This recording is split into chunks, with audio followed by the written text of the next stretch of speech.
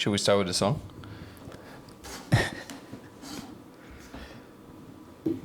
Jules, Yes, how you doing, brother? I'm good. Is the mic not too much in front of you? No, it's good. I was just leaning back maybe a little too much. No, just as long as in the screen it doesn't cover your face, we're good. Yeah, no, that's no bueno. I need to see your face. Huh? No, as long as it doesn't cover it fully. Oh, it was. I mean, it was right in front of my my well, beak. we can lower it a little bit. If I were a bird, you would not see me. Well, I'm glad you're not a bird. Thank you for doing this, though. Yes. We actually started? Yeah, I really like your shirt, by the way. Thanks. I really do. Did you design it yourself? No. Where'd you get that? A friend of my dad just gave him a bunch of clothes for me like years ago. Designer? No, this is from Zara. Oh, so the story's not that interesting. No, it's just that I'm wearing it, I guess. But it looks good. It's kind of like a vintage looking. I like it. Well, this has been a long time coming, man. I'm excited about this. Yeah. We talked about this for years, I think, at this point. And we have talked for years too. But yeah. And now we're talking. Now we're in front of the camera. Let's see what we can come up with. This is gonna be interesting. First, but you to anybody who doesn't know, Jules is one of the best vocalists. Period. This was actually said to you by Steve Perry. I was in the room. He said you're the best singer in the world, and he meant it. That was pretty crazy. It's probably. Do you like that I'm blowing up your ego right now, or is it uncomfortable? My heart is racing. Why though? That's a well-deserved compliment. I don't know. Yeah, I don't know why. Can I ask I don't you, feel bad about it. Yeah. Can I ask you a small thing about it? Honestly, how did it feel in that moment? Did you think it was fucking with you, or do you think that it's like? No, I thought it was a wonderful confirmation that I was doing what I was supposed to be doing. If supposed to is even like a real thing, but like you know what I mean? Yeah, like, you're on the right track. Oh, okay. Like I'm not crazy. Like yeah, like I made the right choices. The right choices. Like I felt, and we talked about it. Like you remember the feather on the mesh, you know, that was going to the ultimate places you wanted to get to, and it felt like sometimes you can see, like, the path, and then you're like, oh yeah, that makes sense. Like I'm here because I was there, and then this and that, and I turned left, and you know, things aligned in a way that made sure that it was like a checkpoint. It was a checkpoint. Yeah, and there's been many that I recognized that maybe I created them in my mind too, but it's cool that like this one you were there, and like when you said it, I was like, I remember that, but like, oh yeah, that's right, you were there. Yeah, I was there. That makes it better. That I didn't just hear it from someone. There's a witness. Well, you didn't hear it from me. Oh, that is true. Yeah, I saw that. Like, yeah, this person told me that, you know, and it's like. No, cool. I mean, a person whose nickname is The Voice told you are the best singer in the world. You were recording, you were in the booth, and then he was in the room, and you didn't know he was in the room because he came in while you were in the booth. Something fell apart. And then you came out, and the first thing he said to you was, "You motherfucker." Yeah. That was amazing. That was an amazing moment. Well, here's to many more of those, and I'm sure that many more will come. But a much bigger thing that happened in your life in the last almost a year now, right? Over a year. Over a year. Yeah. Oh, right. She celebrated the year, so you became a father. Yes. And you're about to become a father a second time. Do you consider that to becoming a father a second time, or it's a father continuation? It's both. And this is going to be third time. If the third time comes, will also be the third time, and a continuation. And a continuation. This is going to be another girl, right? Yeah. How does it? First of all, do you guys? Because with Kaya, you guys kind of had the name pretty early on, right? Yeah, you're right. Yeah, no, this one we still don't know for sure, but we're owning it on the name. We have more options this time. Before with Kaya, it was like kind of like, well, it's Kaya, you know. So yeah. Well, the obvious question is and obviously it must change something, and it might be a little bit of a boring question, but I want to cover it. Like, how does it feel?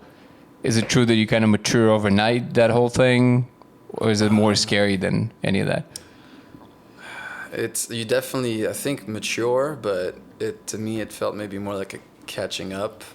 Catching up in what way? Because it feels like, I mean, it happens so quickly. You have to catch up to the reality of the situation. Yeah, you catch up. I mean, I'm sure it's got to be different depending on who you are as a person, whoever's becoming a parent, you know. But yeah, maybe for dads, at least for me, it felt like I had to catch up because Come on, Beba. I wasn't the one being pregnant. So for me, I was like an observer more than, the vessel. So as a witness, I was like, yeah, I see it happening. I'm preparing myself in the mind and all that stuff. But yeah, then she's born and it's like, wow, like, okay, she's here, like, and it's real. It's here now. It's tangible. It's before she was inside, like taken care of, like, your hands are free. That's for sure. And you have a bunch of things like clothes and I feel like that's the biggest mindfuck though. When she or he comes out, it's like, oh, you weren't here before. Yeah, it's wonderful. It's not like, what am I? It's not. No, it must be so surreal though. Like I'm just imagining that moment. It's like a little combination of you and her, and now it's here, and it wasn't here before. And this wasn't here-ness before. This quality of wasn't here before. I feel like it's kind of like it's the opposite of death, right? It's exactly the opposite of death. So it's kind of like this person will never be here ever again. It's like this person was never here before. Yeah. That is kind of surreal. Even just imagining it. Yeah, and then there are little checkpoints after that where it becomes more and more like real. Like you bring the baby. She poops in your hands. You bring the baby home for the first time, and you're like, okay, like that felt to me not more real, but like you have time to settle. She's in your life, in your space, in your house. So that felt like another level of like adjusting to it. The fact that they're always beautiful there. Adjustments. Yeah. And then it's like the first day you wake up, and she's there. And then you're like, every morning I'm gonna wake up in my life. She will be here, and at least for like 18 years, she'll always be here, every morning. Yeah. So it's, all these little checkpoints and things, and then like more. I remember my friend Jan, one of my best friends, another Russian brother. He was telling me, when it's like the first few months, it's like you're a father, but it doesn't feel yet like you're a parent, well, whatever word you want to use, but he's like, it feels really real when she becomes somebody. Like you mean like from being a blob, just like walking around. Yeah, and I mean there is obviously like, at least for us, she was very well aware, right away. But you can't. You're also imagining that because she can't talk to you. She doesn't know how to walk. She doesn't know how to hold things. Does it feel that? Because you're pretty close to what you do, right? You're a musician. So you explained this to me one time that the difference between any other musician and a singer is that the voice is literally your instrument. Mm-hmm. And the difference there is that everything about you, how you feel, how you wake up that morning, pretty much everything is expressed in your voice. Mm-hmm. And that's why you kind of have to be on your shit no matter what. Before you perform, right? Do you feel that and it might be a resounding no, I have no idea, I'm actually asking, like, do you feel like anything changed, like any fundamental things in your personality since you became a father in the way that you sing and perform? That's a good question. I mean, I feel, I don't know. Because it still fluctuates. Like there's your physiological aspect. Like if you're tired, if you're a little down under, like obviously you're not going to be as strong. Your voice is going to be a little weaker or whatever. But the soul in itself of like, because you could feel like shit and still sing amazingly, because you can reach into the soul of it. You mean the bad feeling? Or like someone who, I don't know, it's like Bob Dylan singing as an older man, even like technically his voice is not as strong and powerful or whatever as it used to be, or someone else who's like an actual vocalist or singer, but he has the soul. You can reach into that soul. But I guess the difference here would be having a child, like I feel more connected to life, and everything I see now is also she's gonna be there, like family, her as a baby is gonna be related to what I see. So in some ways. Also, I sing at a lot of weddings, so I see a lot of families and kids, and you know, depending on their age or whatever, all those things. It's like, yeah, now that she's always here when I'm singing. I'm sure it's different.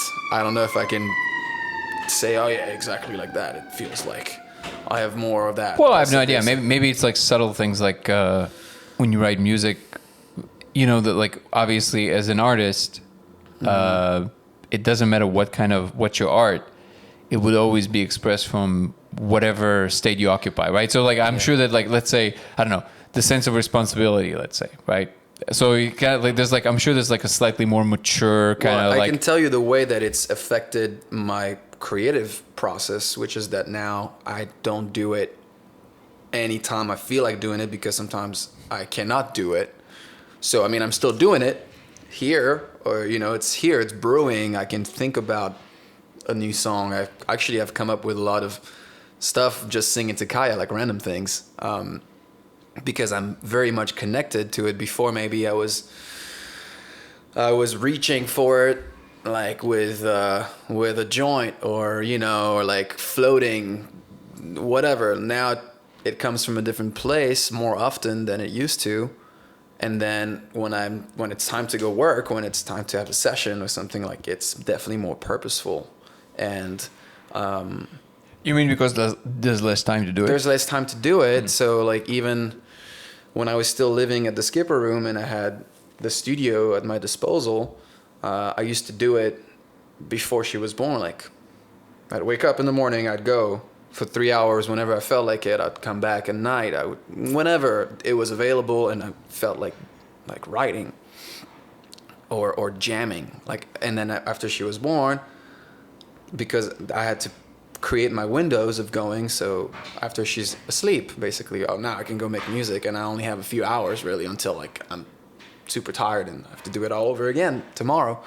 So I actually wrote a lot of songs in her first year and having a studio available. So in that way, in a creative way, it definitely, like, I can tell you it affected me because it became more like a structured thing. Before that, as an artist, I mean, I never really had a timely structure. I'd work whenever I felt like it and go to bed at 6 a.m. and, you know, all that stuff. Yeah. So, yeah. And for me, I think it works. It made me more prolific.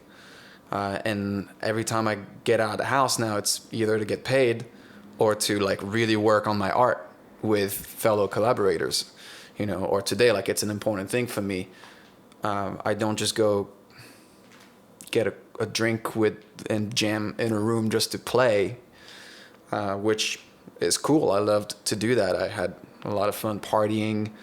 But this is way more focused now, yeah. Yeah, it's more focused.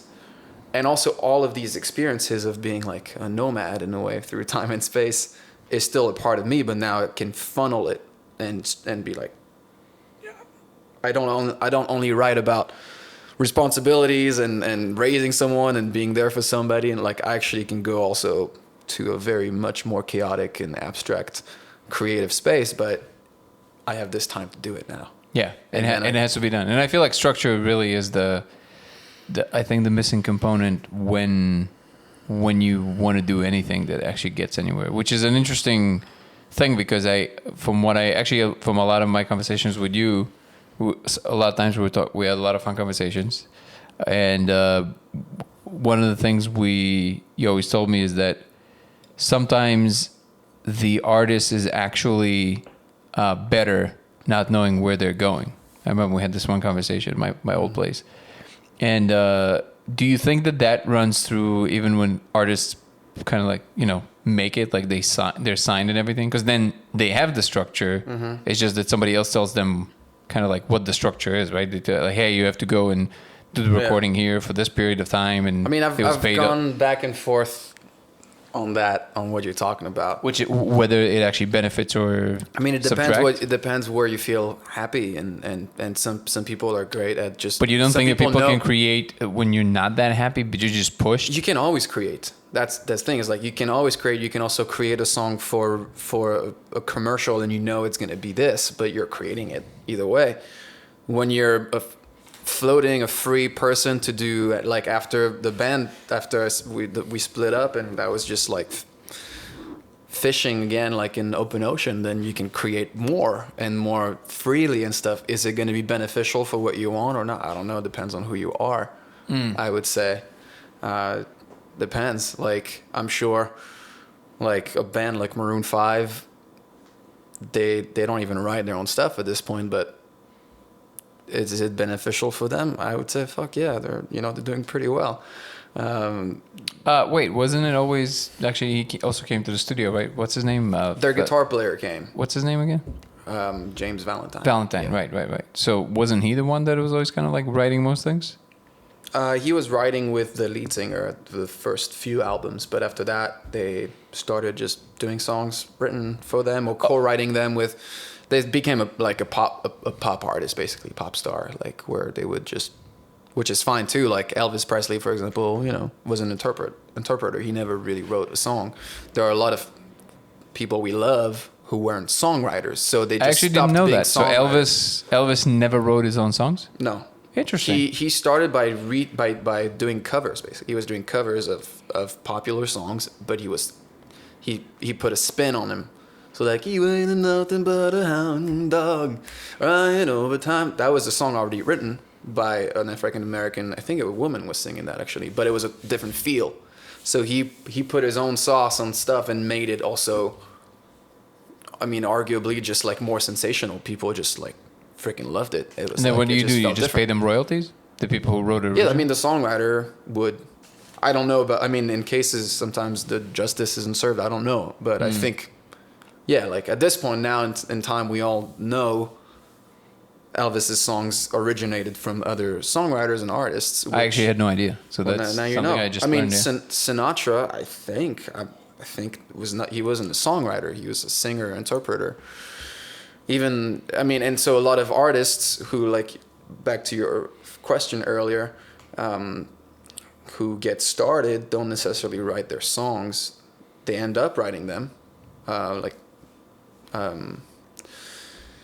Stevie Wonder, when he got signed, I mean, he was a kid still, but he was singing songs written in Motown. That's what a lot of, I think, every artist, at least at the beginning, were. They were the singers, the stars, the performers, the musicians who played the songs written by songwriters, and the songwriters who would write songs, and then the label and or the producers would pick the songs. They would maybe audition songs. With the Temptations would do a song. The Jackson 5s would do a song. Stevie Wonder. But they didn't write those songs. And then eventually, as they grew as artists, like Stevie Wonder then started writing his songs, and then he gained more creative freedom, and now, he writes most of the songs he does, I think, but not necessarily the whole album. Like Michael Jackson would write 3 songs, and then the rest of the songs were either already existing or they were written for him specifically for this album. So I think anything is cool. Like, and then Prince never recorded any songs written by anybody else. He wrote everything, produced, he did everything because he wanted to, because he could, because he learned how to do it, but also because that's what he wanted, and he just did what he wanted. So to him, it was beneficial. Yeah, would you say that it's justified to say that Prince was maybe not one of a kind, because that's kind of hard to say in that space. There's a lot of giants.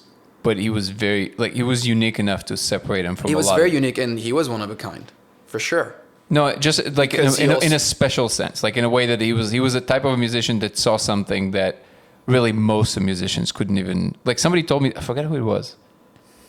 I wish I could remember. I don't remember, but somebody was praising him quite a bit, and actually it made me kind of look a little deeper, because I didn't know. I mean, I enjoyed some of Prince's music, but I had no idea that he was, that kind of an influence on musicians. Oh, yeah. What do you think that is? Just is the level, the depth to which he understood what music is? Well, he was a prodigy, a young prodigy already, but then he also really went into like being a performer, being an artist. At first he was an incredible musician, and then he learned to record his own records. Like, I think the story of his first album was that they got him a deal to record. Warner Brothers, I think, was the first, the label for him, and they're like, oh, we're gonna give you this awesome producer. I think he was from a producer from one of those like Earth, Wind and Fire or something, like an incredible band, like incredible arranger, all that stuff. And at the end of the meeting, he told his manager, he's like, no one's gonna produce my music. I produce myself. And he was like 17. Like he hadn't, you know, he only had himself to prove it. Like so he also made it a point. He made it like it wasn't like, what do you guys want me to do? Like, oh, you would prefer me doing this with a producer? Okay, I'll give it a try. It was like, no, I'm doing things my way. And he was able to, but also he fucking worked on it like relentlessly. I remember when I realized that his first like real hit, like he became a household name, like he became mainstream, was on his 7th album. That's when he did the album Purple Rain. Oh, really? Yeah. So until that point, it was kind of like still... He was a cool artist, but he had to really prove himself. Like there was a lot of resistance to him for a while. By whom? Just the people. industry I mean, of people? he was one of a kind, like you said. No, you mean by fans or by other musicians or by everybody? By everyone. Yeah. Really? Yeah, he got up with the Rolling Stones. He opened for them. He was booed off stage. Really? People thought he was a gimmick. You know, he was just here to shock, and he was just gonna be gone tomorrow. And then little by little, like real musicians, like who listened to his records, were like, no, like this guy is the real deal. Like you guys don't understand. But he was also very left field. He was always very different. Very like, his shit sounds like nobody else. It sounds like Prince. Right. And he kept searching. Like I believe he was an explorer of art, and he explored not just the music, but he explored his appearance. He explored like gender, race, dance, obviously like he played every instrument. Like his first album, he played every single instrument. I think it was like 17 or 19 instruments or something. Wow. All of them. He wasn't even 20 yet, you know, so he was a fucking genius, like really. But it took him time to convince, if that's even something he wanted to do. I don't think maybe he even cared, like, but he did it through time. Even fucking Bob Marley, man, like people don't realize, because now he's such a fucking legend, but he really made it as the Bob Marley we know, like mid-30s. But wouldn't that be true for most artists? But maybe, but we not in the sense of like age, but just in that you have to.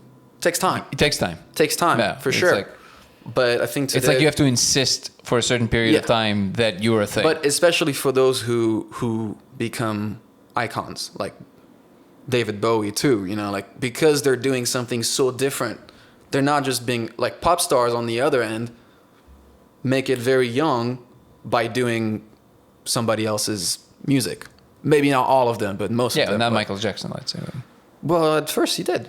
Really? The Jackson 5 songs were written for them. Oh, right. You know, his first album, Off the Wall, he wrote like 2 or 3 songs, I think. So he was still very much a performer at first, a singer, and then he wanted to be his own artist, which he also like really worked on and practiced. But it also took him some time, if you consider like how young he started. Yeah. But I think Prince is like on another level as far as a artist, like music maker, creator, like he never made music outside of that. Like he didn't interpret somebody else's song. I mean, he did some Jimi Hendrix stuff, but as a recording artist, he only, maybe I'm wrong, maybe there's like some B-sides where he like covered somebody else's, but no, he did his own songs, and he even wrote songs for others, for other artists. Well, no, he was definitely very prolific. I know that far, that much. But yeah, he was a creator through and through, is what you're saying. Yeah. Do you feel that, because you, throughout the time that I've known you, you have this very interesting thing where every style you touched, you kind of, well, maybe not nailed, because I don't know enough about music to know what nailed means in that thing, but it definitely sounds good. Like whatever it is, like, you know, if you do like a little bit of the reggae, if you do pop, if you do rock, whatever it is that you went into sounded really good. At what point I don't know, maybe it's still not the case. Like, do you feel that now that you've matured more as a person and as an artist, you kind of trying to converge on more of a coherent style, one thing that you think you're trying to excel at, or you want to keeping your kind of like options? That is also always a blessing and a curse, is that the fact that you can do it. Can I? I mean, it could be argued that some stuff is better than others, like, you know, always whatever. But so I what do you enjoy the most? Let's start there. I always think about, like, it's almost like I'm a prisoner and of that, because I keep running into like conversations that you got to pick a lane. You know, you gotta. You mean by more seasoned? You gotta be cohesive, like, you know, and all that, and no. But who tells you this? Like, people who are more experienced. In general, like, it's kind of the consensus of like how you're trying to pierce through this wall of sound. The making it, right? Yeah, the making it, the thing, and So I don't know, man. I can tell you that I enjoy making music. I enjoy making original songs, so like writing, and I enjoy singing. So to me, I can sing so many different types of songs because I'm a singer and I enjoy doing so. But yeah, I mean, it's hard. So you don't know. You don't know if you want to lean into, because right now your main outlet is you write your own material, you do wedding gigs to pay the bills, and is it because you just came up with your EP, right? Like a new one. Well, it's basically done. I mean, I haven't released it. Okay. So let's, because I'm trying to get it like a thing, right? So like the style in this. The style in this new EP that I have is definitely an evolution from what I would say, even maybe a departure from what I was doing before, because before we did the rock band ZFG and then Levara, I still rocked out, but it wasn't like, I didn't do like professionally being like a rock artist or a rock singer, which is what we did as a band. And for that, I had to adapt, and I was very uncomfortable for a while doing it. But I also kind of took it like as another gig. And the way I think about it in my journey is like, you need to say yes to everything unless there's something really that tells you, no, you can't do that, you know. And so I grew a lot, and I became so much better, I think, as an artist, as a singer, a performer. I got to experience some awesome shit. But for a while too, I felt like this is not my place. This is not my house. This is, you know, I love R&B and soul and pop and just more like flow. Things with more... Yeah, music that comes from the blues and African American, like, you know, just freaking soul music, basically. Yeah. Because even music that I listened to in France from Johnny Hallyday, who was like... Is that the same artist that you showed me one time? No, that's M. That's M, Mathieu Chédid. And I was listening to his new album on the way here. I love it. Like, it's really great, actually. Yeah. He's like a French prince too. Like, he does his own thing, and it's very unique. You know it's him, and it's awesome.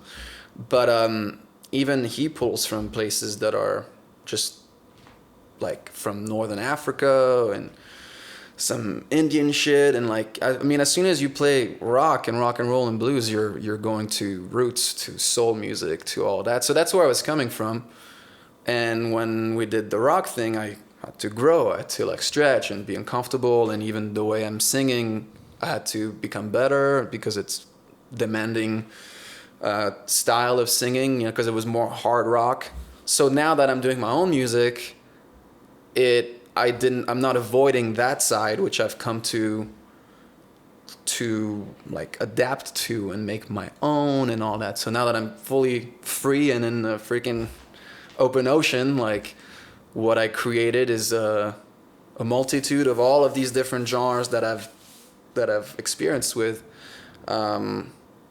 But there is maybe more of a frame of thought, like, also because I'm working with a producer who makes sure, like, okay, we're going to do these songs. They're all kind of different, but like, we're going to produce them in the way that is, they're part of the same house, you know, so to speak. So he basically creates the coherence around them? Yeah, like because we bounce on and off, and that's his he's a record maker, a record producer, so we made a record that's 4 songs. And even though one song might be more R&B, the other song is like a little more dark and edgy and rock, and you know, like, but it still belongs in the same ballpark of things, so it wouldn't be all over the place. Right. It belongs to the same artist, belongs to the same So there should be voice. like but how does he do that after you wrote the song and performed it?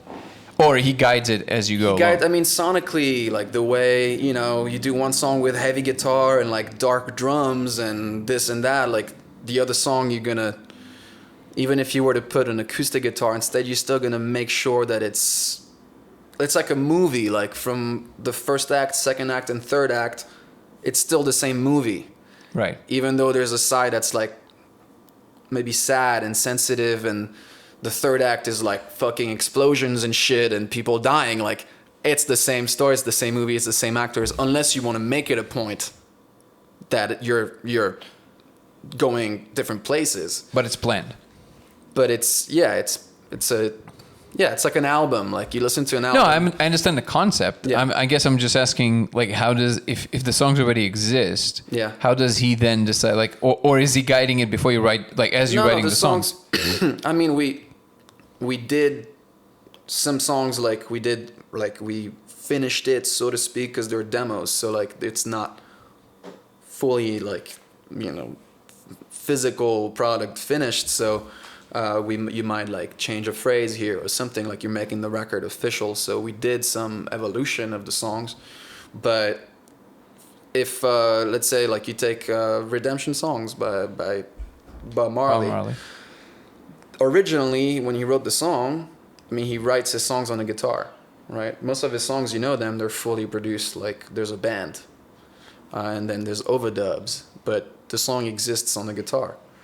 He could have recorded Could You Be Loved more, I don't know, you could do a remix of it, right? Electronic. I see. Still so you the can same basically song. change the style of the song to fit the exactly. whatever narrative And you were for trying to put in the EP. And for Redemption Songs, they actually did a version full band, which you can hear it, you can find it and listen to it. And then the producer was like, heard him like just playing the song by himself on the guitar one time, and he was like, "This is really special as a record. Like the song is great," which is why they recorded it in the first place. But he was like, "There's something about this, just you and the guitar, that just." I can get the song better. Like there's something about it. So they did. And that ended up being this legendary version that we all know. And when you listen to both, you're like, yeah, the producer was right. Like the acoustic version, less produced, just him and the microphone and guitar. Like there's something special about it. So yeah, I think, I mean, you can, the same song can be done in so many different ways. We're actually talking about structure. It's interesting because you started your career as a musician as a very conscious choice, right? You were basically in school to be, you were going to architecture school, a really good one in New York, right? Yeah. And all of a sudden, how did it happen? You basically all of a sudden, you walked on the street and then you saw somebody's jacket. Oh, you yeah. told me.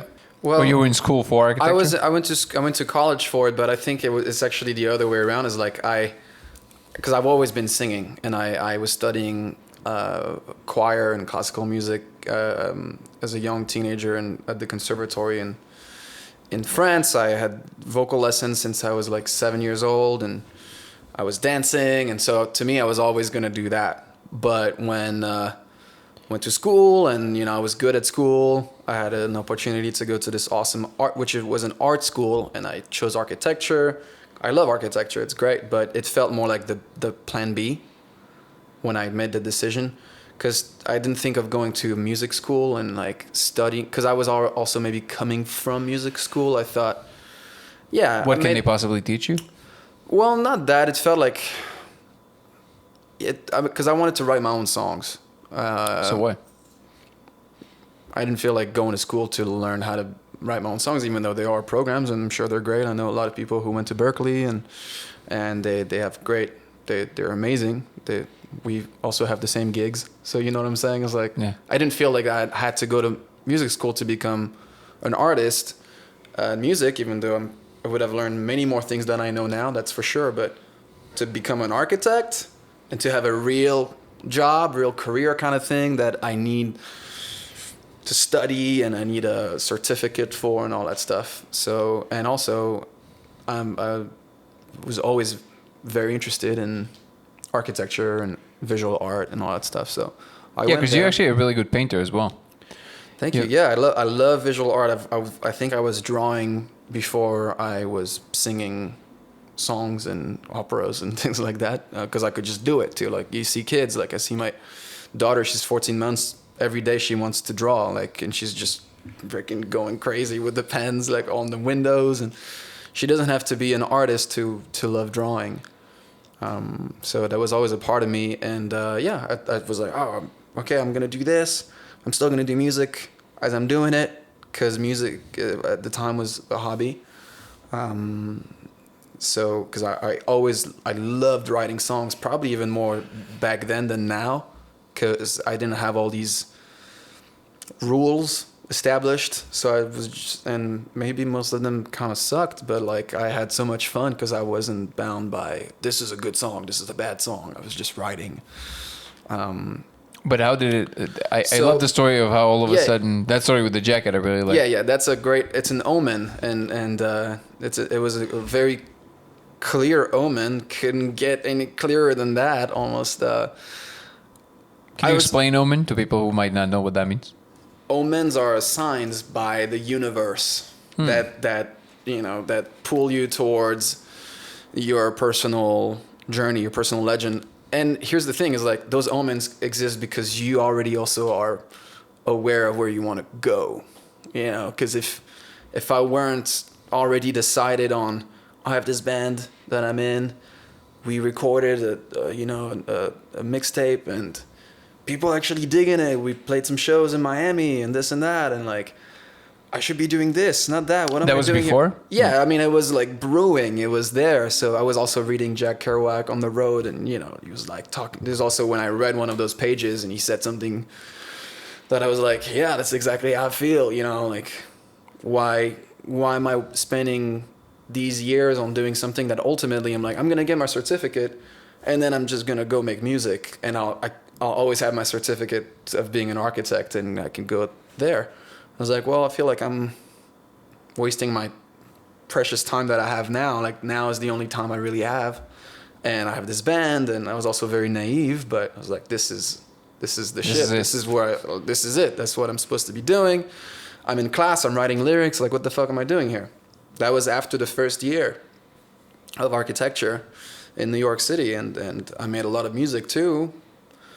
So yeah, I had this thing in my mind already, but not made the decision. And one day I'm walking, and we're in Brooklyn, and there's this guy with a bomber jacket, and he's in front of me, but like I see his back, and on his back, I still have a picture. It's like dropout of art school. It wasn't even like high school dropout. It wasn't even college dropout or dropout of school. That's a very specific dropout of art school. Yeah, that's a very specific thing. So I took a picture and I was like, okay, all right, I'm going to drop out then. Like, I mean, it didn't even feel like dropping out. It felt like I'm going to become who I'm supposed to be, and I can always go back to school to study architecture. Who knows? One day. I still want to. A part of me also wishes I finished and just because I know I would have still made music. That's the thing. Like, yeah, but you know the butterfly effect, right? The tiny changes that causes the big things. How do you know that if you would have finished, then you would be so in love with that, and you wouldn't be? But then it's fine. Like, then you would be in love with the other thing, and that's fine. It's so interesting to think on like all these different branches you could have taken, and at the end of the day, the ultimate thing is your decisions. It's whatever is in that moment. And at the time, my family, we lived in Miami. I was going to school in New York, but I think we would have stayed there. In Miami, you mean? Yeah, because when I left school, I came back to Miami, and I was with my band, which it was cool. But like I said, it was very naive, and it didn't endure. But also, I heard about Los Angeles at that time. from a professional musician who went to Berkeley, and he was like, "Hey, like if you really want to do this, you need to move out of here. Like Miami is like this." He's like, "Do you have connections?" I'm like, "No." He's like, "Well, LA is the place to go." And it's funny because that was another maybe like omen or one of those relationships, like meetings, happenstance, that now he still is an important figure in my life, kind of my musical mentor. And he's like, "You got to go to LA. You're gonna meet a lot of people. You're gonna play with better musicians than you. You're gonna learn. You're gonna write. Whatever. All those things. Like, that's the adventure for musicians." And I was like, okay. So saved money, and a year later, I decided to move to LA to pursue that. And I moved on my own. At first, I moved by myself, and my family would come and visit sometimes. And then my brother moved a year later after high school. And then eventually my parents were like, well, there's no reason for us to stay in Miami. Like, our kids are in LA now. Which is amazing, by the way, that your parents just decided to just, they followed you guys. I mean, we already had moved from so far away together that it seemed almost illogical to be separated also by a whole like continent, basically. You guys have this like amazing modern Brady Bunch thing going on, like in the best way possible. You guys are all kind of like in the same region. You all live like a few blocks away from each other. Yeah. You, your brother, your wife, his partner, and your parents. So you all like one happy family a few blocks away. It's kind of like a dream situation, right next to the ocean. Kaya has. In general, I feel like the same way about my nephews, like my sister's kids. Yeah, they have such an amazing childhood because I don't know. I don't know why that is, but it's just that they just have a better childhood, and it seems to me. Okay, I have zero data to support this, but it feels to me like it's not just my childhood versus their childhood. It seems like this generation's childhood is simply better. Period. Like in general, like statistically. Yeah, I mean, maybe because people are more aware of things. We have the evolution of it all. Like we're becoming better through generations, even though like this generation sucks at this and that, and but like 2 generations down, they had bigger problems, like unaware of trauma at a young age, and all these things that like make people it's amazing. Balanced or I'm fucked happy up. about that. Yeah, exactly. No, so I think you're right. It gives me a lot of hope. Yeah, that my kids are gonna grow in a much better world. Oh yeah, I mean, it's more complicated, but also it's more complicated because there's more available thing, like amazing data. Just internet. Like, people speak English all around the world now at this point. I mean, not most of the world, I think, still doesn't speak English. The majority of the world. No, I think most of the world that is plugged in on those smartphones. Yeah, but that's like 2% of the world. Okay, maybe. Yeah, I don't know. This is the biggest misperception of the West. A lot more. Well, not from like Europe, for example. Like France, and people in France, a lot more people in France speak and understand, can write and read English. So that might be a big development, because from what I've never been, but I've heard many times that, like, for example, people in Paris, it's almost like they refuse to know English. But now you're saying it's changing. Yeah. Yeah, it's either like, because everything on internet is either English or Chinese, but Chinese because there's so many Chinese people in China. Yeah, that's what I'm saying. Most of the world that is plugged into this modern global civilization that is connected by internet, that's what I'm saying too. It's like we're all kind of moving in the same direction, even though it's always going to be polarized. More people speak English. It's almost like if I wanted to learn Spanish on social media, I could. Like, there's also, that's what I'm saying. Yeah, the more fuck it. There you go. No. I said it in the most hopeful way. I mean, it's amazing to watch. Like, on Instagram, I'm watching you guys always going to the ocean. Kaya is like exploring the sand, exploring the stairs, and exploring the. She's an explorer, man. She's definitely. It's an adventure every day for her. Oh yeah. And plus she was born in an environment when you guys were at the Skipper Room, which is like surrounded by musicians and artists all the time, and it's like it's just all around her. So her brain is going to be off the charts. Yeah, like 100%. She seems pretty pretty advanced. I mean, like the nourishment, like, you know, the if I'm not mistaken, the data shows that statistically the thing that produces more geniuses is the nurture part. So like you clearly have to have a predispensation to be pretty high up on the IQ scale, right? But then beyond that, it's actually the people who get the best nurture who tend to become the genius. Like Einstein's parents were like really good to him, things like that. So like obviously you have people who have terrible childhood that happens to them and they have a different driver. Yeah. But it's just like, it's very encouraging because Akaya has amazing genes, obviously, but also she has this environment in which everything seems to just be perfect, catered to like a perfect childhood kind of thing, which she gets to explore. She gets to make her own mistakes. She's exposed to music. She's exposed to different ideas. Dude, sports, man. She's like, I mean, I'm so excited to see her grow up because she has everything's possible. Like it's amazing you'll see when the day you have your kids, like you'll man, living life through their eyes is. Yeah, the vicarious part must be amazing. Must be so interesting. Yeah. I think I had this conversation with who the hell was the last one? Oh, I think it was the last podcast with Russell.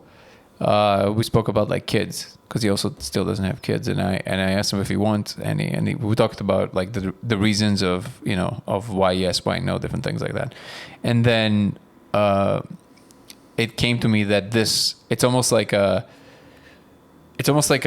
you know how before you die, they say your life flashes in front of you before your eyes. So I feel like that's a slow version of that, because it's like you vicariously flash like the different periods. They might have different events happening. Yeah. But there's like, I'm sure that some things probably remind you of like something in your childhood, and then it's kind of recapitulating that experience. Totally. And everything I'm living now through her are memories that I don't have really. Like, I mean, at a year old, like you don't remember things. Like my first memory was maybe like, my first memory was when my brother was born and I was 2 years and a half maybe or something. But still it's a flash, you know, it's like and then still like through my like I remember little things. That's how I feel until about 3 years ago. No. And so it's you're reliving things that you subconsciously you've experienced, maybe similarly, maybe differently, but I think we've all experienced similarly what is to live in the moment vicariously, how everything is amazing, and also how little things can be scary, but most of it is like love, joy, happiness, energy. Like it's amazing. Like we were like this. We still all are like this. It's just every aspect of our life has become more complicated. So like right now, Kaya says hi to relatively everyone, unless she's like not sure, which is usually like older guys, like men. There's something that intimidating, something. But kids at the park, like she'll go up to anyone, and want to play or pass the ball or this or that, or you know what, just say hi. I'm like, wow, like we're so afraid of saying hi to strangers now, like, or even just talking to someone, like hey or whatever. You mean as adults? Yeah, as adults. I mean, it's some people are really great at it, and some days I'm good at it, some days I don't want to do any of that. But you also live in a big city. I feel like that's a little different when you live in a smaller village, or it's just a different dynamic, right? Yeah. Maybe it's the modern human, as we know, as you and I are, I think, is like, it just becomes a little more difficult unless you go out. And what do you mean by out? Like you go to a bar. Oh, go out. You know what I'm saying? Like we have these like... Now we're doing the socializing. Yeah. We're deciding, now we're in the socializing mode. But we're doing it like drinking alcohol or whatever. Like. But I feel like I think like it's just a pragmatic thing, honestly, because if you would start having a conversation with each person or even saying hi to each person, then you would have a lot more like interactions, and people simply don't have time for that. No, of course. I mean, they are just pragmatic reasons, and just being adults and speedy, get this done, get that, whatever. Like it explains some of it, of course. So all I'm saying is like, it's nice to see that as natural as we are when we are kids, before we are taught and told what to think and how to see things and how to call objects or plants and stuff. We are free, and we are loving, social, no prejudice, all acceptance. You know what I'm saying? It's all it's all beautiful and pure. I mean, I guess that's what it is. It's pure and grace, and it's there, and she has it all the time, and it's just beautiful. Yeah, but the fact that the environment allows for that. Yeah, I have a friend who we had a conversation. Oh, I think actually last night, honestly, and he told me about the first time he did 5-MeO DMT, and I've actually never done the 5-MeO in full. Like, I did it one time, and it was just not. There was like a weird situation. It was not enough, and it didn't stack up right, so nothing really happened. Maybe my tolerance is really high. I don't know, but it's from what he described is that so the relevant portion of this is that he's very much like me in the sense that he had a lot of experience with psychedelics. You know, did NN-DMT many times. To anybody who doesn't know, there's a difference between the NN-DMT and the 5-MeO DMT, and they seem to belong to almost different families of trajectories. But the reason that he is who he is, and I know that we have kind of like a similar perception of that space. It was interesting for him to say that, and also he had a pretty crazy childhood, so, you know, he definitely didn't have the privilege that both my nephews and your daughter are enjoying. And so for him, the world is kind of like not a friend most of the time. Just call it that. So it was interesting to hear him say that he said that literally he said out loud, I had no idea. And what he saw was that at the core of the universe, there's this pumping love. Like, there's just like arteries of love. And it's like, it's all for that, right?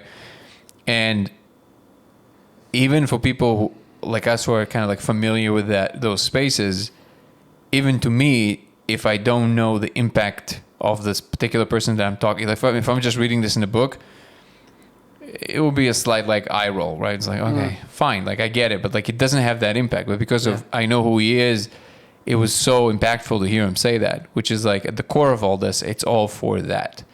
And it sounds like what you're outlining is that that's available for kids more if we just don't extinguish that. Yeah. Like it's really what it allows them to bring that new spark, because they're coming from that. Yeah. And if they're allowed, they will bring that into the world unless we extinguish it. Unless we say, hey, no, like don't do this, don't do that. Yeah. And most of the time they act out of that place, I feel. Well, I mean, school. Yeah, like the thing I'm the most afraid of for my kids is putting them to school. That must for be for the education, not like I didn't think of that. That must be so concerning, because like they're gonna be there every day, all day, and they're gonna be filled with all those ideas. Yeah. And you don't know who's actually standing in front of them. That's where kids end up turning into, like, some of them turn mean, because they're because they're in an environment that they don't like. You know, you think so? I feel like it's in them also, just like the love is. Well, I mean, I don't know, but bullies and stuff or whatever, like. Oh yeah, but that I feel like don't you feel like that comes more from home? You don't feel like most schools though are still pretty good? I'm sure it's better than what it was. Oh yeah, I mean, isn't it always that way? Maybe not always. I feel like progress is not necessary. Well, it could go up. It's not. What's the word? It's not guaranteed. I don't know, man. Education is pretty fucking poor. Sure, but in comparison to what? To a few decades ago, most likely. In America, I mean? In America, maybe yes, but I don't feel that's the case. Do you feel that's the case in Europe? I've never been to school other than in France and America. So how are the schools in France than America? Better, right? Yeah, I mean, I don't want to talk shit on America because there are great things about it. Yeah. Objectively, when I moved to America, I had 2 to 3 years advance on every subject. That's crazy. And some subjects were not even taught. Like, I moved to America on sophomore year, and we didn't have... Like how to be French, for example. We didn't have geography. And to me, I was, what do you mean? They're like, oh, we already had it last year. I'm like, geography is every year, like with history. Like, that's how it's taught. Like, what about physics? Oh, that's... we don't have physics. It's extracurricular. Really? They didn't have physics and geography? An actual class of physics on sophomore year. That's so weird. Yeah, they had certain things that I mean, it's different. I get it. Things are different, but like it was. No, but just, some things are objectively sometimes worse. like in you know how in countries. America they have periods that are different. Like sometimes every year, like they always have math, or they always have English, but it's like algebra 1 is this year, then next year it'll be algebra 2. Like in France, it's just math. Every year is math. Every year is history, geography. Wait. But And- that, what do you mean just math? I mean, in math you have different subjects. Yeah, I mean, but I'm sure that it's the case in France as well. Yes, but it's not like this year we're only studying algebra 2. No, like we have. Oh, you mean in high school? Yeah, again, No, I don't know in high school. So like, Unless I've never gone. I mean, I've never gone to high school in France. I've just finished middle school. yeah. I feel like they're trying to focus on college here with like higher education, but still, I just think it felt should that, definitely like, be in high school. I moved after like the most important part of middle school in France, which is the last year, and then we take a big exam. And so in a way, like middle school is what the high school I went to was trying to be for high school. Oh wow. Yeah. And I had, like, I'm telling you, man, it was kind of shocking. Don't want to come off as like as a No, You know. I mean, I'm sure you love living in this country. There's a lot of great things, like you said. But objectively, it was like very poor. And maybe, yeah, okay, I went to Miami, it's Florida, it's like one of the worst states for education. Probably is true because whatever. I mean, I don't know. I was lucky enough that I got into the International Baccalaureate program, which resembled as closely as possible to Europe. Meaning that once you pass your exam at the end, you can go to somewhere in Europe and go to university in Europe or something because it follows that curriculum. The regular program of my school. so where do you think? Where do you think? How do you think you're gonna handle that with your daughter? I mean, I don't know yet. I don't know. I mean, I feel like the first few years, what she needs most is good socializing with kids and the world in general. well, you just said that's pretty healthy right now. Yeah, exactly. Yeah. Doesn't have to be at a school where she has to get vaccinated and wear a fucking mask at 2 years old. You know, like people at pre-K, like kids at pre-K, like wear a mask to. I feel like that's just an LA thing. LA is Maybe, fucking yeah. crazy when it comes to that stuff. Or she doesn't have to go to school where she has to have reinforced doors and guards with fucking, weapons of, murder weapons. Wherever, that might be the only way to keep our kids safe. But what I'm saying is, like, I think in the first few years, we can figure out an alternative way to keep her even more awake and fast learning than any program that's available in a public domain. Because, yeah, we could take her to an amazing preschool, whatever it's amazing. It's $50K a year for 4-year-olds, like it's insane. Yeah. Well, And welcome to being a parent in America. And what they do in there, I don't know. I never really visited, but I'm like, I can't be better than what we do with her. Well, I mean, I don't know. Like, I know that my sister, again, my nephews are in a really good school. I mean, now they just went to, like, I guess it's called school, but it's like, kindergarten, really. Like, what goes right after kindergarten? Preschool? Yeah, I guess it's like, yeah. So I guess it's like preschool. I don't know all the names, but there's a PK and then there's yeah, but grade. their thing is like really good. First grade. And they're like, okay, yeah, it's totally worth it. Yeah. I've heard great things about Montessori schools and which are essentially alternative schools compared to what was before. What's available? Yeah. By the way, I don't necessarily want to dive into the subject because it's actually, to be quite honest, it's kind of boring to me. And I don't want to talk shit about any school systems. No. I think you're right earlier when you said, I think it's better than it was. And in many ways, I'm sure it is. I wasn't talking about what you were saying. I mean, a small comment that I want to make, which is that specifically on that subject of the security guards with weapons, I grew up in Israel. And over there, it's just a regular thing. And I don't remember as a kid it being weird. Yeah. I don't see a problem with that. It's like, I think that the panic around that is just weird to me. It's like, it's a change. What's so what? So you have a security guard with weapons. It doesn't actually feel weird for the kids. Yeah. And they only like in the transition, but after that, it's like, that's definitely not the important argument. It's more of the type of teaching how to learn things. in this country that it's completely separate subject. That was though. I think that was the biggest weakness that I, as a teenager and as a good student in France, saw right away. Is like the way we American students are being taught is just how to think. You mean? Yeah. Yeah. No. That's for sure is kind of Here's a weird. question. Here are 4 options. You pick the one. That's all you're supposed to do. Like, it's not making people smart. It's making people fall in line. Big choices. Yeah. It's, dude. I didn't think of that. The multiple choice thing is almost like that kills the brain. There's no free thinking. That There's kills just like all like thinking. They don't teach you how to think. They teach you how to know the answer to the question. They're already giving you the questions. They're already giving you the answers that you have to learn on flashcards. You do it for a few hours the night before. You remember everything the next day, and then you forget everything, and you're still fucking stupid.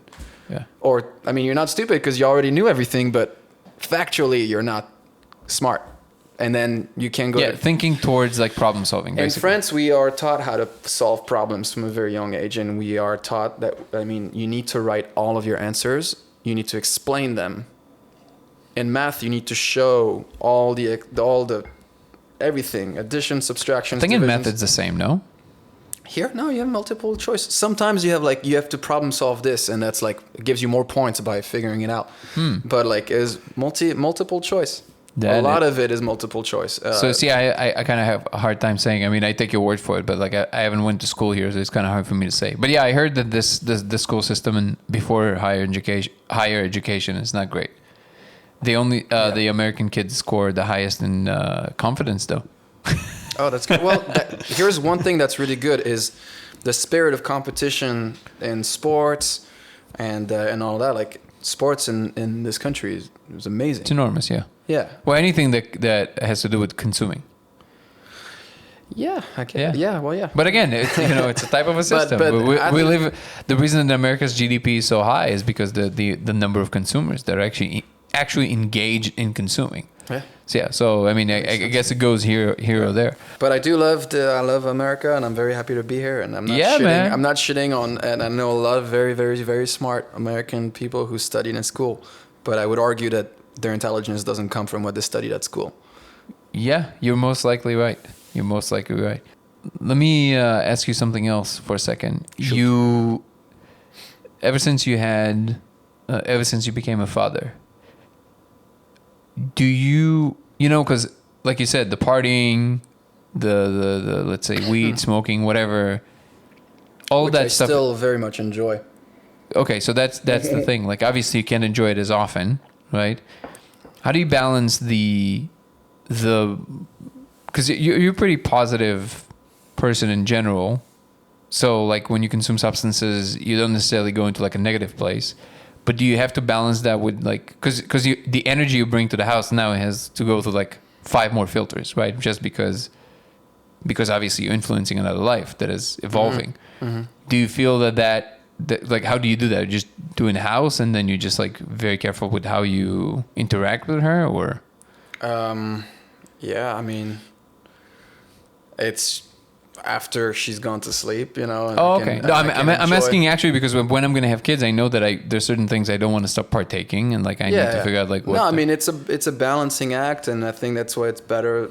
It's been good for me because I get more structure. Like I'm not gonna wake up and my day is open. Let's go on a walk and smoke some weed, like And it's obviously better for anyone not to do that and to be productive and be surrounded by your family and loved ones, and I was also very much aware that whenever I feel best, like smoking marijuana, which I think is totally fine, if you love it, do it. If you don't, and that's fine. But it was always that the effect of it was always much better when it was not done too often, and when it was after, like, let's say a really good, productive, long day, or in whatever aspect, like after a good workout, it feels good that night to, take a few puffs and chill and watch a movie. Also, for art, man, like for art, it's amazing. Whoever wants to shit on it and say they're less productive with it, I'm like, cool, that works for you. Like, I feel that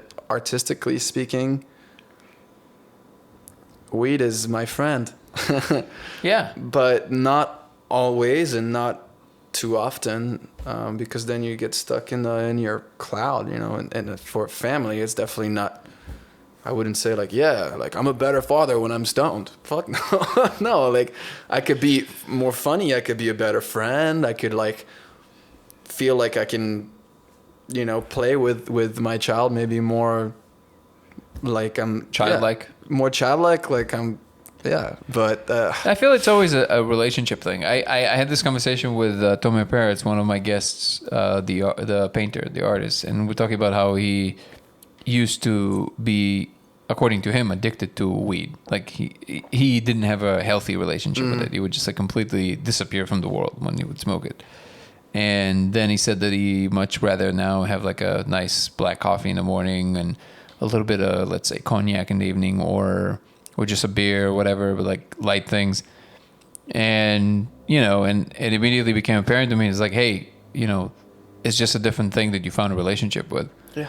And it's all about like having the relationship with that thing. And just like any relationship, it can be corrosive. It can be out of control. It can be productive and constructive. And it can be something that plays a positive role in your life if you know how to have the right kind of relationship with it. And just like not every person gets along with every person, not every person gets along with a certain particular substance. For me, weed, for example, I mean, I don't, my net benefit from it is just not like it doesn't scale with what it subtracts from me, right? So like the next day I'm too lethargic, things like that.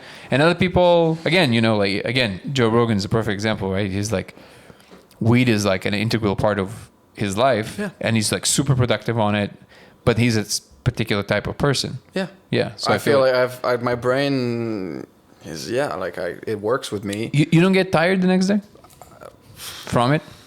I mean, you know, the thing is like, I get tired all the time. No, like extra. You don't feel like more lethargic? No.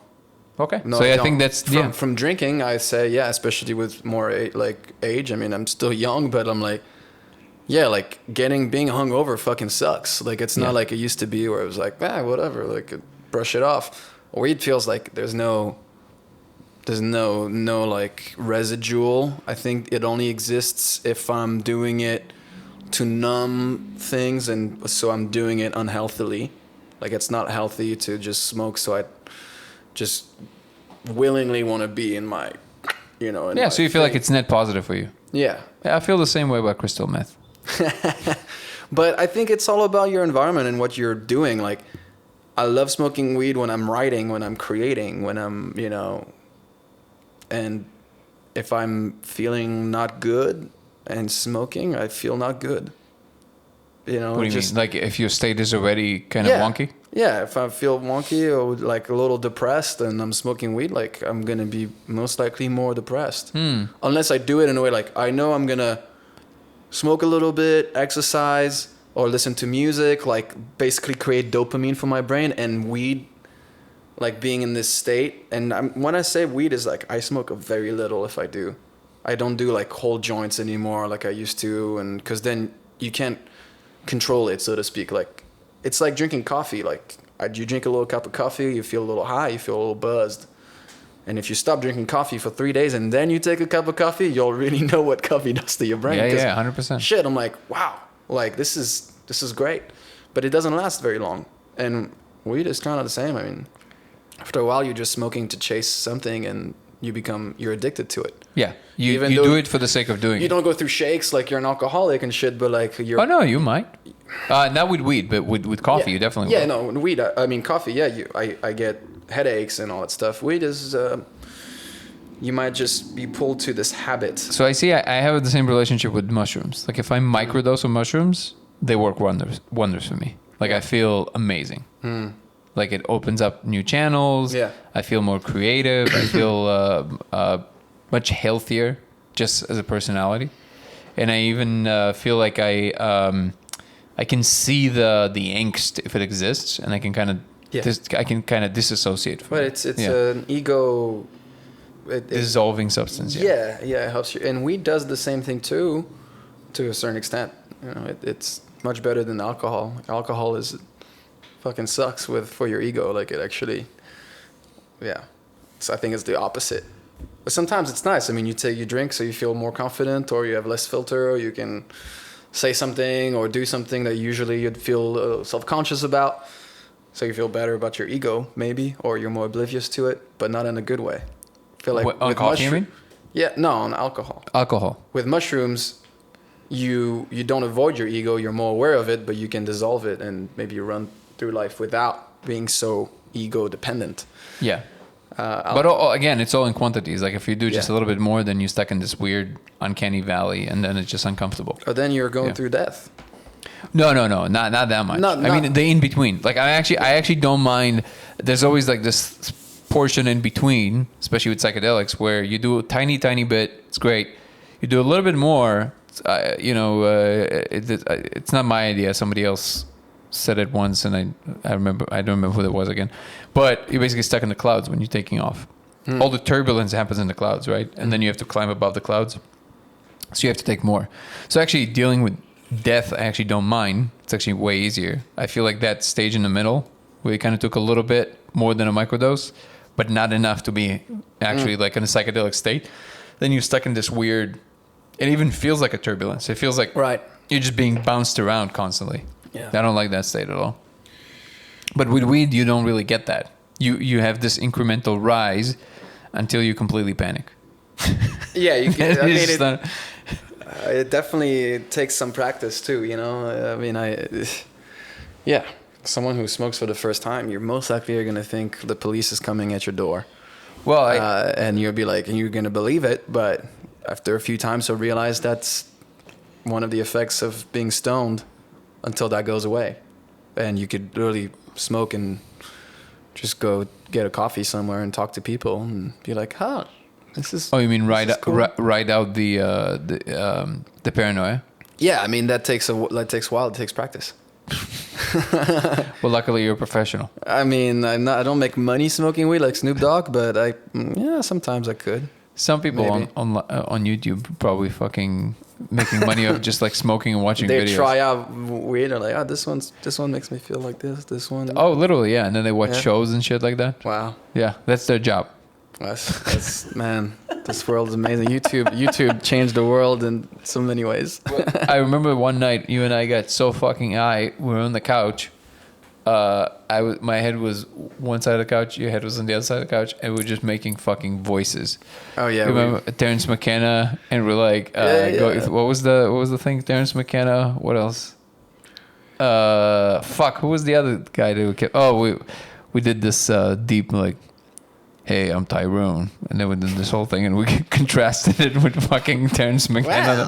Wow. Well, see the universe. Yeah, I mean, I think I have the recording. Actually. You do? Oh my God. do. It's amazing. I think that most of it is probably just white noise. We're just like staring at the ceiling, and then every 5 minutes we would like say a thing. I think we were in the same bubble of hysteria. It was really great. Funny. Yeah. It was fucking amazing. But no one else should ever hear that thing, and that's cool. I might actually attach it to the end. Like anybody who pays on Patreon, this is going to be attached at the end. But I don't see like that's it, right? The days of that are pretty much over. Yeah, like that's it. It's like there's no doing that. Well, you mean what? Now for you, yeah. I mean, I'm not saying you need to. I'm just saying, but that that kind of a thing is like. It's over. Like there's that thing is. I think even. I mean, I don't know, man. Maybe some people stay like that forever, but yeah. You're saying it's time to move on from that either way. No, I mean, I think I'm still gonna one day be like laid out on a couch laughing my ass off, sober or not. Like like that. But yeah, it's just I don't know. I think. Just living life and trying to be happy and find the moments. And as a dad, laughing a lot. As a parent, and sometimes not being a parent and laughing a lot. Like that's just part of life. So you're always pretty spiritual in your attitude towards life. Any of that changed or grew or transformed in some way since you became a dad? Yeah. I mean, sense of purpose and.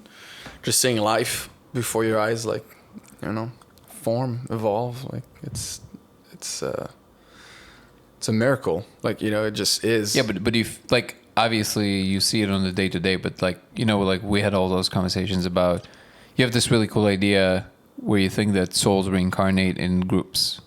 What do you call it? Cluster of souls, or tribe, soul tribe. Yeah. I like that term.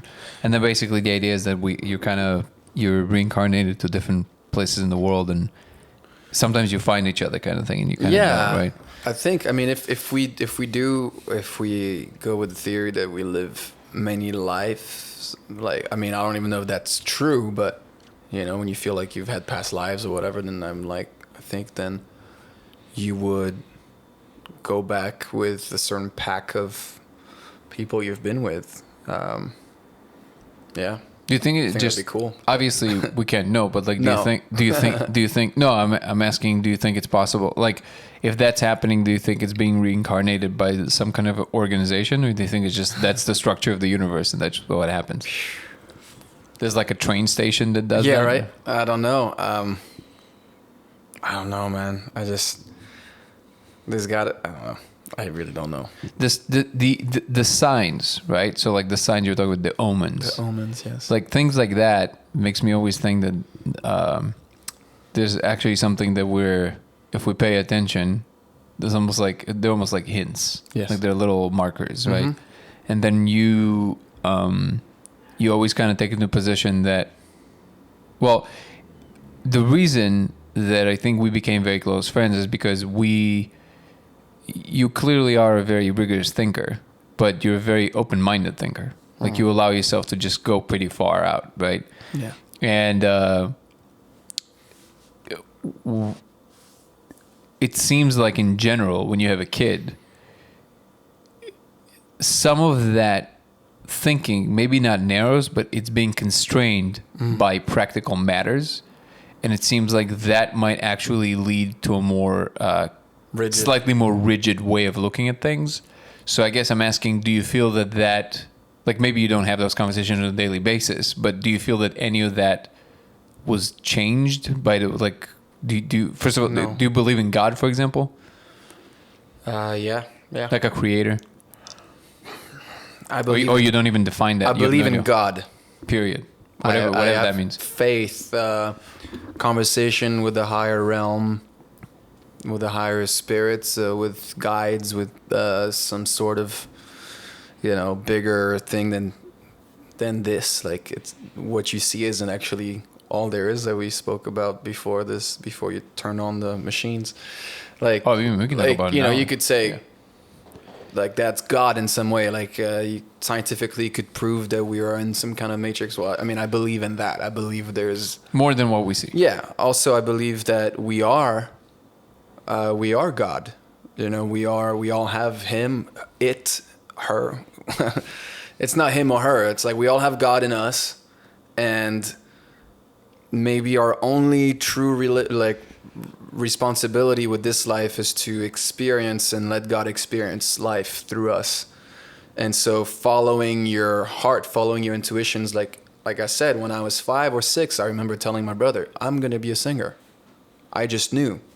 I don't know why, I don't know how, but I surely know that I was listening to things, and I wasn't saying, also maybe because I was still a kid, and no one said, Jules, you can't do that. You know what I'm saying? Like, unfortunately, not every child has parents who are like, that's amazing. Like, yeah, like, let me help you. Like, you know, my mom paid with her own money for vocal lessons when I was a kid, like, just because I enjoyed it and I was good at it.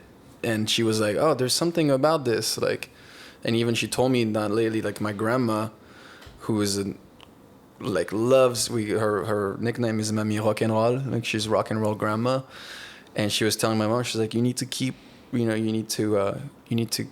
get Jules, keep paying for his vocal lessons. Like, it's important for him. Like, it's good for him.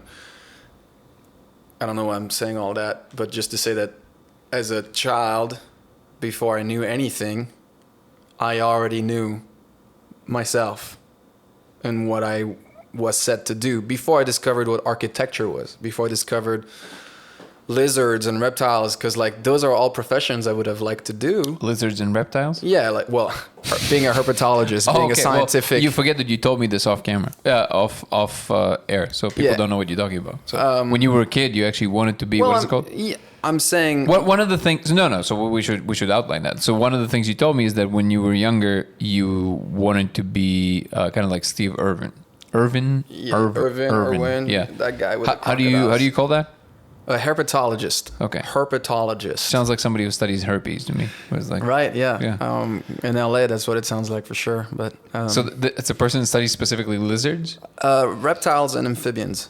Interesting. Generally. Okay. You can specialize in, all that stuff. But yeah, I mean, I have many interests and hobbies. And I mean, I used to draw reptiles and amphibians like all the time and put them on the walls in my bedroom and have like, I'd draw the branches. I had like a giant tree with all these species of reptiles and amphibians that I loved, and I knew all of the Latin names and all that stuff. I was like obsessed. But before all that, before I knew that this existed and I had interest in it, the one thing I knew I wanted to do that I loved was to sing. In music. I was drawing, but I wasn't like, oh, I'm going to sell art. But I was like, I knew I'm going to sing. That's what I'm going to do for my life. See, that's not something that everybody are aware of in their own thing, I think. Like that thing you said about Prince, right? Yeah. That confidence didn't just come from him being cocky.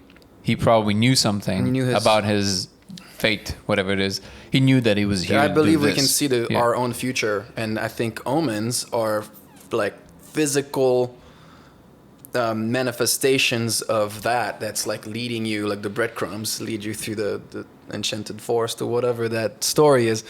Like it's telling you either you're on the right path or, hey, like don't forget this, pay attention to that, this and that. And I mean, if you pay attention, I think you could see one every day. Like I forget where I read that. I think it's The Alchemist. Every day brings you the whole cycle of like eternity in one day, because that really is all that is true is right now.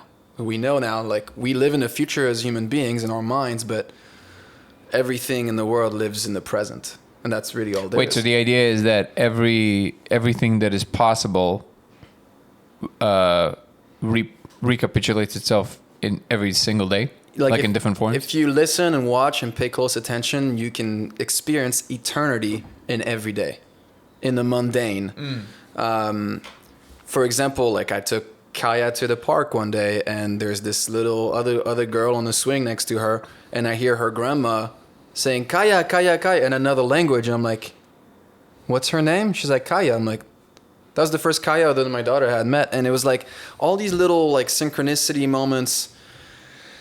Like it just felt like that was another sign of eternity. Another time I met an actual older lady at the park. Her name was Kaya, and she was there with her grandkids. And I'm like, and I'm with my daughter named Kaya, and I'm like, all right, like that. Wait, so that's eternity in its, well, I don't know if I would quantify that as eternity. Well, but it's an experience of like, for me, it takes my experience, my imagination, and just my whole awareness of Kaya one day will be grandparents, most likely. I mean, if she decides to have kids and hope, whatever, she could be right here in like 60 years, 70 years from now, and I'll be gone, and be with her grandkids in a park, and there will be a young father with his baby girl on a swing right behind her, and it's just, that's eternity. You're saying it might replay itself exactly like that? Yeah, and that happened before I read that book, and then when I read the book, it was like, holy shit, like I feel like that's true. And I don't know if you can quantify that, or if, like, because it's up to your own experience as a person. I agree with that. Yeah. And if that it's really about your angle of it in that moment. Yeah. It's all about perspective, and a lot of the time you're in your rigid mindset of the day. I gotta do this. I gotta do that. But when you're in the flow, you experience things even super mundane. Like there's a K on this mug, and we're thinking of my second daughter's name, and maybe it'd be cool if it started with a K, just like her sister. You know what I'm saying? Like, there's all of these things. Sometimes I'm not tuned into that awareness, but when you are, you're like, So all the information is there. that's an omen. That's like, you can pick things up that you see around you, and you could argue that you're the one who also manifested it. You know? Like, you didn't give me the cup that's also your woman's name is Kelsey, so that's why there's a K on my mug. Yeah. Interesting. I just for me, there must be like in order for me to consider something an omen, it has to be more of like it has to have more connections than just my perception of that thing in that moment. But on the other hand, who's to say that that's the correct way of noticing it? Like, the thing that made sense to you might be the thing that actually that is the thing, or this is the thing that makes sense to you. So period. That's it. That's all there is, really. Like, that's all there is for you to follow. It's your story. It's your personal legend. It's your life, and only you really know what's right for you. And yeah, it's. What do you think about the idea that we're literally one thing? Like, I'm you, you're me. Yeah. Not metaphorically, but actually. Does it make sense to you? I mean, when you look at our solar system from out there, it doesn't look like there's any like tiny little people on the planet that are all individuals, and so isn't it all fractals? Like, at the end of the day. Oh, you mean like it's a No, I mean just in the most straightforward way. Do you feel like does that concept jive with you? Like, does it make sense to you?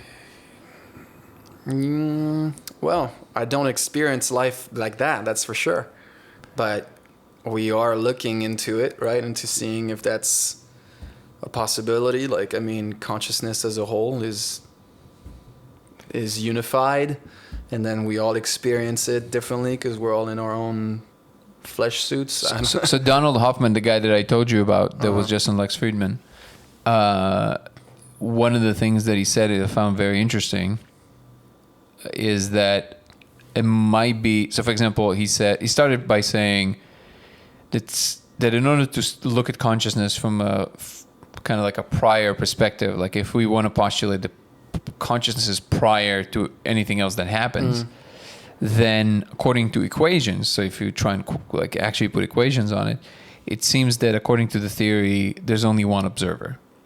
So there's only one agent. With more than one agent, the whole thing falls apart and doesn't make any sense. Agent Smith, which is, by the way, I think he's a brilliant character. But the interesting part... He's the one. He is the one, yeah. The interesting part about what he said is that he said, for example, psychedelics seem to, maybe show us potentially another angle of the same observer. Yeah. But then this is the interesting part. He said that having kids might be a window into that, because we essentially manifest another instance of the observer that wasn't there before. An instance of the observer. I think that's an instance of the observer. That's a good like character, because we all are that. And when we say we all are God, that's also like, I feel like another way, another set of words to say the same thing. Like, we are instances of the one witness. It's another lens for the witness, for consciousness to explore life. Yeah. And we all come from that big light, or we all go home to the big light, like all these near-death experiences that explain that they go through this tunnel, and then there's the big light, and then once they're in there, they're with God, they're merged, or they're they're part of the original observer, basically. Yeah, or the Akashic records, or the one giant set of knowledge, like the time and the all past, present, future, and is all one, and everyone is one, and you're with your loved ones, because everyone is your loved ones. Well, so two distinctions between what you said and how I view it. I'm just jiving at this point. I'm also like, I have the image of the movie Soul in my mind. You saw that movie? Soul? Oh yeah, I did. Yeah, that's a really cool. They seem pretty dead on the money. Like, if you ask me, how do you see things? I'm like, that's pretty close. Yeah, I have to say that they did an amazing job at. I don't know if the idea originated with them. I mean, it was a collection of ideas, but just the way that they depicted it visually, I thought it was brilliant. With the fields being actual entities, that was great. Yeah. Like to anybody who didn't see the film, essentially the quantum fields were actual characters, like they were actual Jerry's people or Jerry's. Yeah. Well, they said like this is only a way for you to comprehend what Right. we are, and so that is how we appear. But really, they're just ethereal or something. Yeah. So highly recommend that film. It's great. So two distinctions with what you said that for me is slightly different. I think that the difference between saying an instance of an observer and saying an instance of we are all God is that we all have God inside.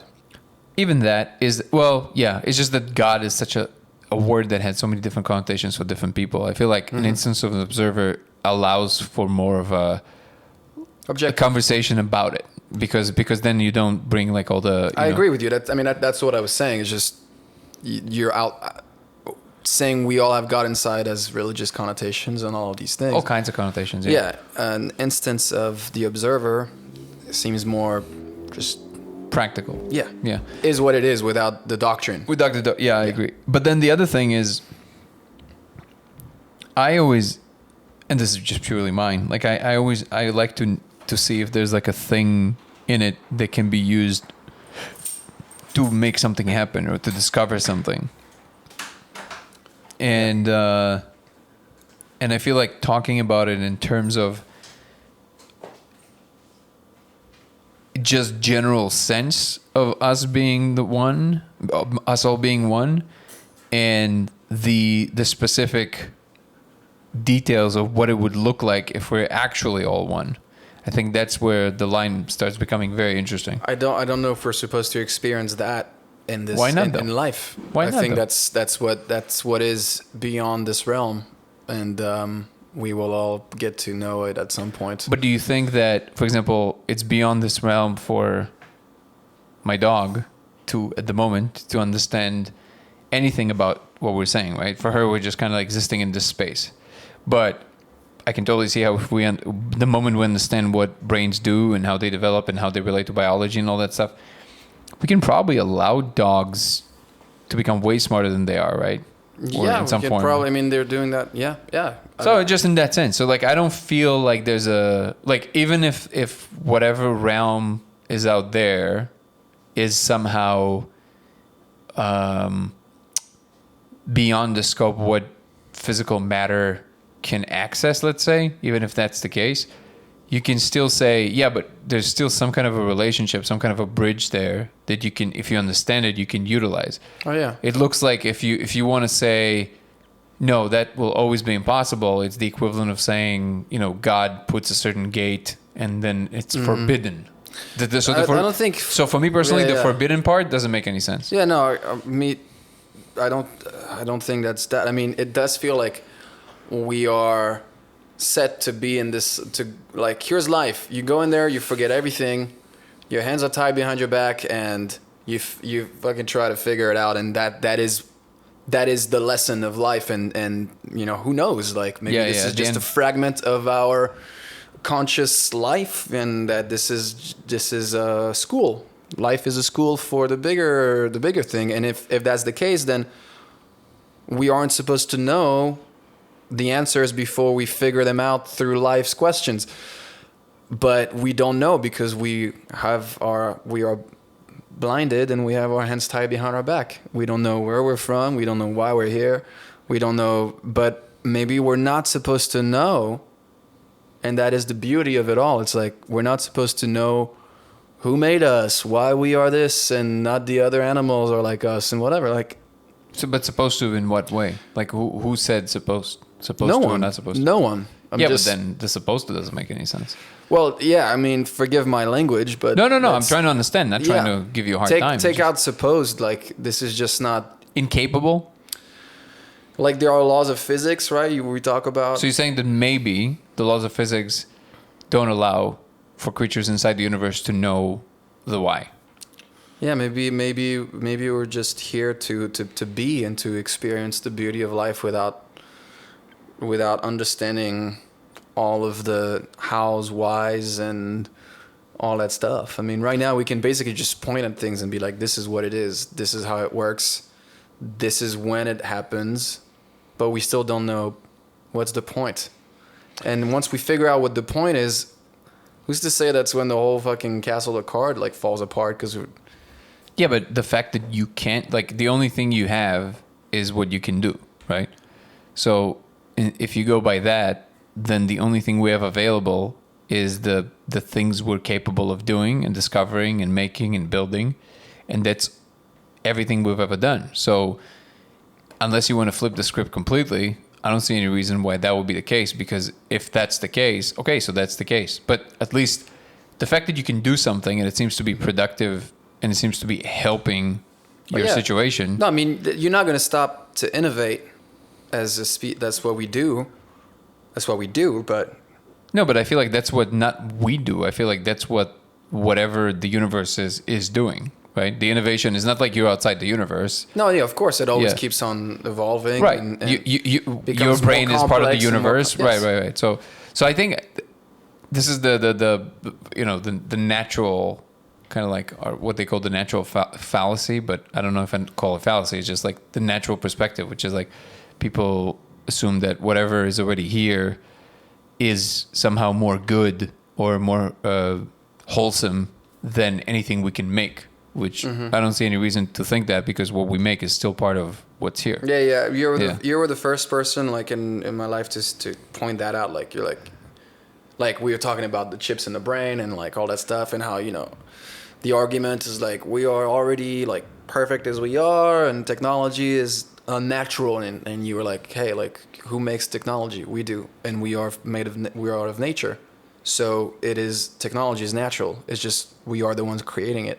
Yeah. And it's really just a representation of what I would argue is that it's really just a representation of what nature already does. It's just something that we can engineer, control, and set and program it to do whatever we want to do. So in a sense, we are kind of like God creators of our environment. That's what we do best. I don't think that would ever stop if and when we figure out why we're here. But what I'm saying is that big freaking question, the theory of everything, might not be actually crackable. Maybe it is, but it might not be crackable because it is what it is. But maybe that's what the universe is trying to figure out through us. Maybe. And I would say that if the case may be that if we all of a sudden crack it, and that makes the whole house of cards fall apart, then that was the fate of the universe, not just ours. That was like, that's. I'm not saying we should stop. By all means, like, I want to know. Yeah. I want to know, but maybe we're not. Maybe it's not part of the game. But I guess it is, because we're all really interested in that. They're trying to understand. I personally think that even the highest civilizations in the universe don't know, because why would they? Because why would they? So exactly. That's what I'm talking about. But maybe the final. Maybe this is the final question to be answered, and maybe the process of trying to answer that is. Because think about it this way: like if you've achieved everything you possibly could as a civilization, and you reached the highest level of technical sophistication you can, according to the laws of physics, the only thing that will remain is to answer that question. But in order to answer that question, you somehow have to be outside of reality itself in order to see what's the external thing. So the only way to do that is to somehow maybe run infinite number of simulations that all trying to do the same thing, and then run like an analysis on all those versions, all those stories that those creatures come up in all the different directions.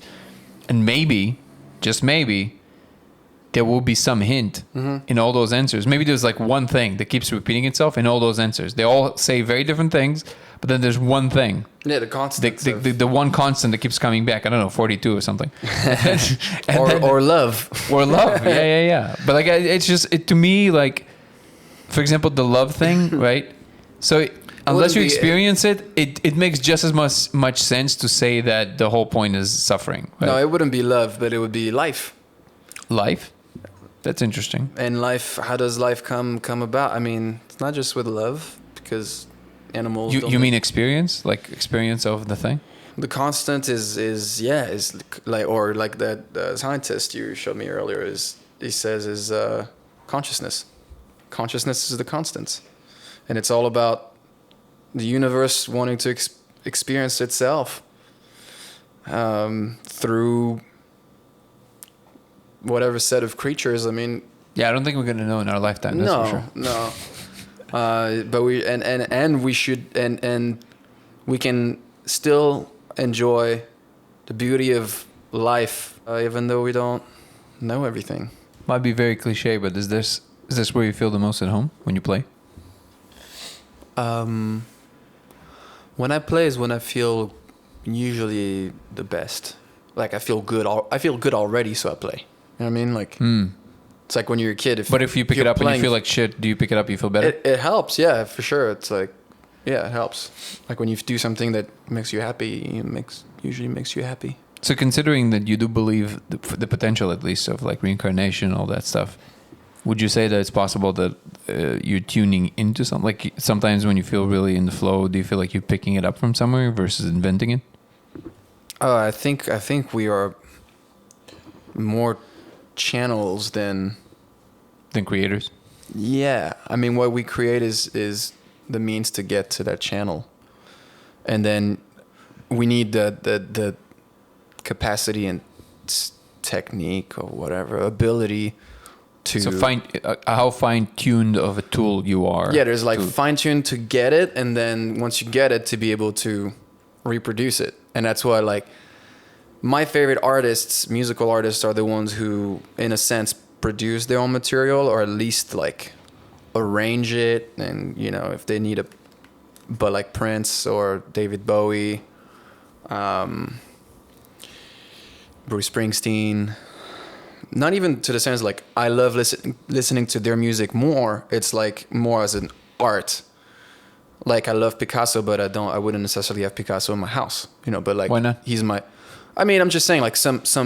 I'm sure there were some that I would love, but like. No. Why specifically? I'm asking. I don't know. It's just maybe you prefer having like a beautiful field of lavenders in a provincial kind of art in your house because you prefer seeing that every day than a disfigured, colorful face that Picasso painted. But as an artist, Picasso is one of the greatest of our modern time, because just like Prince, just like David Bowie, this other guy M from France, who like they do themselves and they do their best to whatever channel they're tuned in and they pull from, they're able to recreate, to create what they hear, what they see themselves mostly, so that it's uninterrupted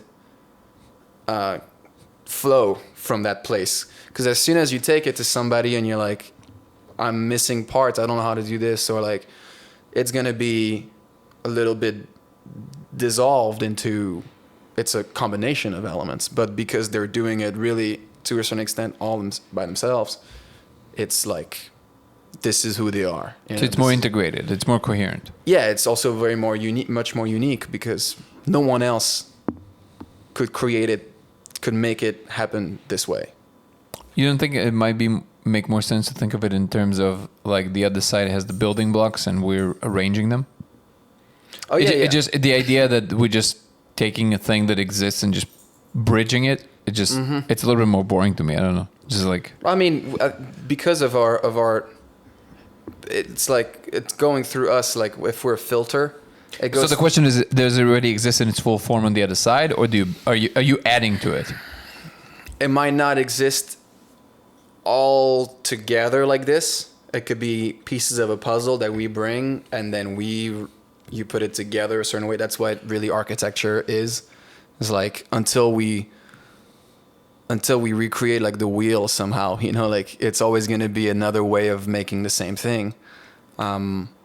Like a shelter or like a high building that can have like hundreds and hundreds of people inside. There's all these different ways of making it happen, but that's already created. That's already existing. What you're doing is you're like music, like James Brown, who made funk music to a certain extent. Like he created that style because he put pieces together in a way that weren't put together before. Not in that way, though. Yeah. Not in that way. I mean, I'm sure there's a music historian out there could be like, actually, this artist over there was doing it, but da da da. At the end of the day, James Brown's the person who brought it to the world. It's like Bob Marley created somehow created reggae. Maybe not all by himself. The Wailers did with Lee Scratch Perry and all the peers, but you know what I'm saying? It's like the way they put together. Like I hear Bob Marley, "Could You Be Loved," and I hear James Brown, "I Feel Good," and I'm like, it's the same thing. It's just a different recipe. It's same. It's like two different equations, but made of numbers, made of X and Y, and at the end of the day, it's like a beautiful. Well, the meaning that it produces is very different.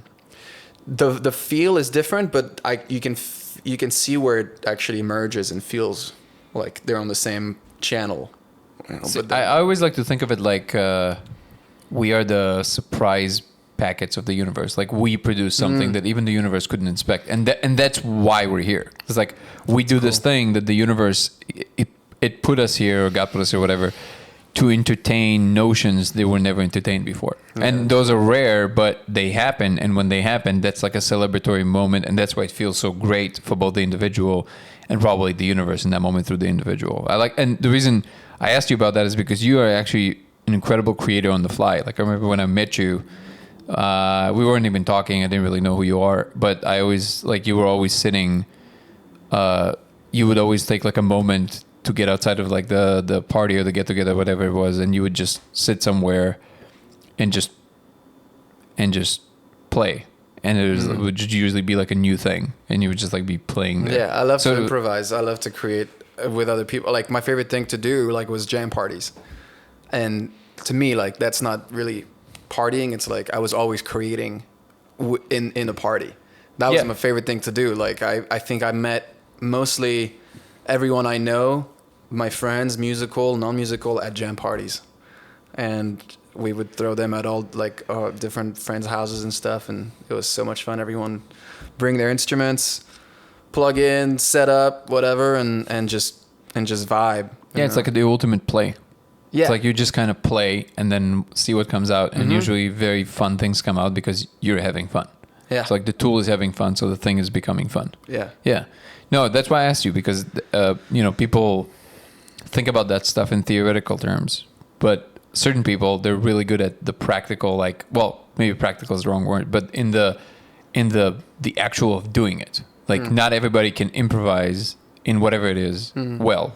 Like some comedians are great at that. Other comedians have to have everything written down. Some musicians have to have everything kind of structured, and some are like amazing jazz musicians, right? So it's like, so you seem to belong in the camp of like, you're really good at like picking up that thing. And I think we talked about this more than once, and you said that there's a certain state where you kind of get into it, and it's just like you feel comfortable just fucking around and then seeing what happens there. Because otherwise it becomes too rigid, and then you constrain what it can be. Right? And it actually, I mean, through the time too of like learning how to write proper songs, this and that, like improvising becomes more difficult to attain. When you do what?